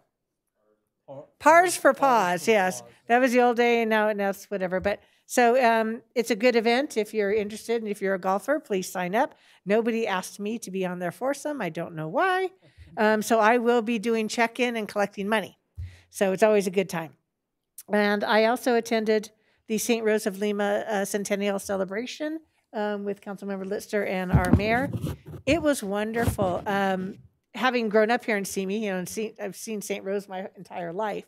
So it was very nice to see all the people there. There were 800 people, and it was free to parishioners. They just had a limit of 800. We had the Los Angeles Diocese Archbishop Jose Gomez here. So that was really wonderful for him to visit our community and our St. Rose. Everyone was very, very proud. He actually has a nice sense of humor. He made a couple of little jokes. But it was really wonderful to see him. And I'm glad he was able to visit our community and see such a great turnout of our community members. So that's the end of my report, Mr. Mayor. Thank you. I'm going to start off by saying I think we all got an email of the, I guess, retirement of John Highbush from the Reagan Library. And I just want to say that that's been a great relationship that he's formed with our city. And he's done a wonderful job up at the library and has always included this city in events and what have you. And just want to give a big shout out to John Highbush and wish him the best and whatever. I say retire, I really don't believe him. I just can't believe he'll retire. He'll be in charge of something, I guarantee you. And I look forward to learning what that is. On Tuesday, August 10th, I met with Pat Montoya and Pastor and Dr. Marcia Clark, and we discussed behavioral health issues, and was very pleased that I was able to ask and had the district attorney, Ventura County District Attorney, attend that meeting here at our headquarters, our administrative offices. That's where it was, and looking at ways to bring the county services in the area of behavioral health to the city of Simi Valley and make everybody aware. Thank you, Linda Swan, for her part in making everybody aware of which services are available to this city from the county. Let's see, got a lot of blanks on mine, and I know I was busy, but at any rate, I too attended the 100-year anniversary birthday for St. Rosa Lima. And you're right, the Archdiocese, he was a character. And I forgot how he said it, but he's looking forward to the next celebration. Yeah. So I think he has a direct contact. But at any rate, it was a wonderful event. And what really struck me, as a community that sometimes gets some negative thoughts, how many flags did we have there? There were like, they said 59? 59 different flags and cultures represented there. And I didn't see any tables that didn't have a large group of different cultures eating and celebrating together. That church has been a foundation, a cornerstone of this community for all those 100 years, and thank them very, very much, and a wonderful part of this community. And that's my report.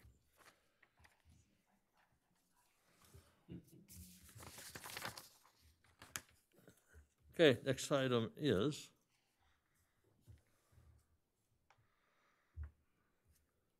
future agenda items. Hearing none, we'll move forward. Mayor, I had just a quick request. I don't know if it's an agenda item or not, so hopefully you can answer it. I would like for us, as this new COVID variant is spreading like crazy and filling our hospitals, I would like to know if we can use, I know we haven't spent any of the $6 million in COVID funding that received. I know it's getting harder and harder because I've talked to a lot of residents that are finding it very difficult to get COVID testing, especially if they're not symptomatic. So I wanted to know if there was a possibility of using our $6 million in COVID funds to provide testing for our city employees. For city employees, we have access to several locations city employees can get tested for, and even if they're asymptomatic? Sure. But we can, I mean, we're more than happy to provide a list of the different places in Simi Valley that that people could get tested. I'm happy to provide that list to, we'll send it out. We can send it to all of our employees so they're aware of it. Okay, because I know at my place of employment, we had COVID testing on campus, so we don't have to take time away from work. We just, walk over, we get tested, and we come back. And that's what some of the COVID funding has been spent on. And I know we haven't spent any of our COVID funding, and so I thought maybe that's something that we could spend our COVID funding on, is to make it a little bit easier for our city employees and have a centralized place. I talked to several people over the past couple of weeks that, they were exposed to someone with COVID. They thought they might have COVID or they had symptoms, and it took them days and days, or they had to go all the way to Thousand Oaks or Moore Park in order to get COVID tested. So I was hoping this is something that we could do for our city employees, that we could provide. And since we haven't spent that money, and we have $6 million of it, that we could spend that funding to have one central location in the city so that our city employees could get COVID testing, to make sure they're safe. Sure, we have several locations that we work with. I'm more than happy to provide that list. Okay, any others? I have one that I want to bring up is, I've brought it up before, and it doesn't have to be today or tomorrow. However, I want to see this council take action to develop a method by which when new council members come on board, that there's a selection process for planning commissioners that includes the entire council. It's not just a nomination and a rubber stamp from the new council member. I think it's perceived and it's real that that's not an open position to the public. And I think there's many, many people out there that could have experience that would benefit the Planning Commission. And if they had the opportunity, they would apply.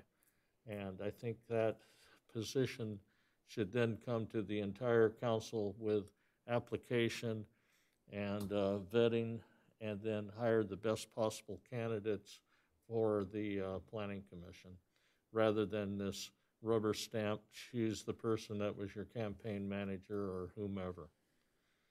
So I know that's on our list, and we'll move it up on the list for you. Okay. Sure. Thank you. Okay.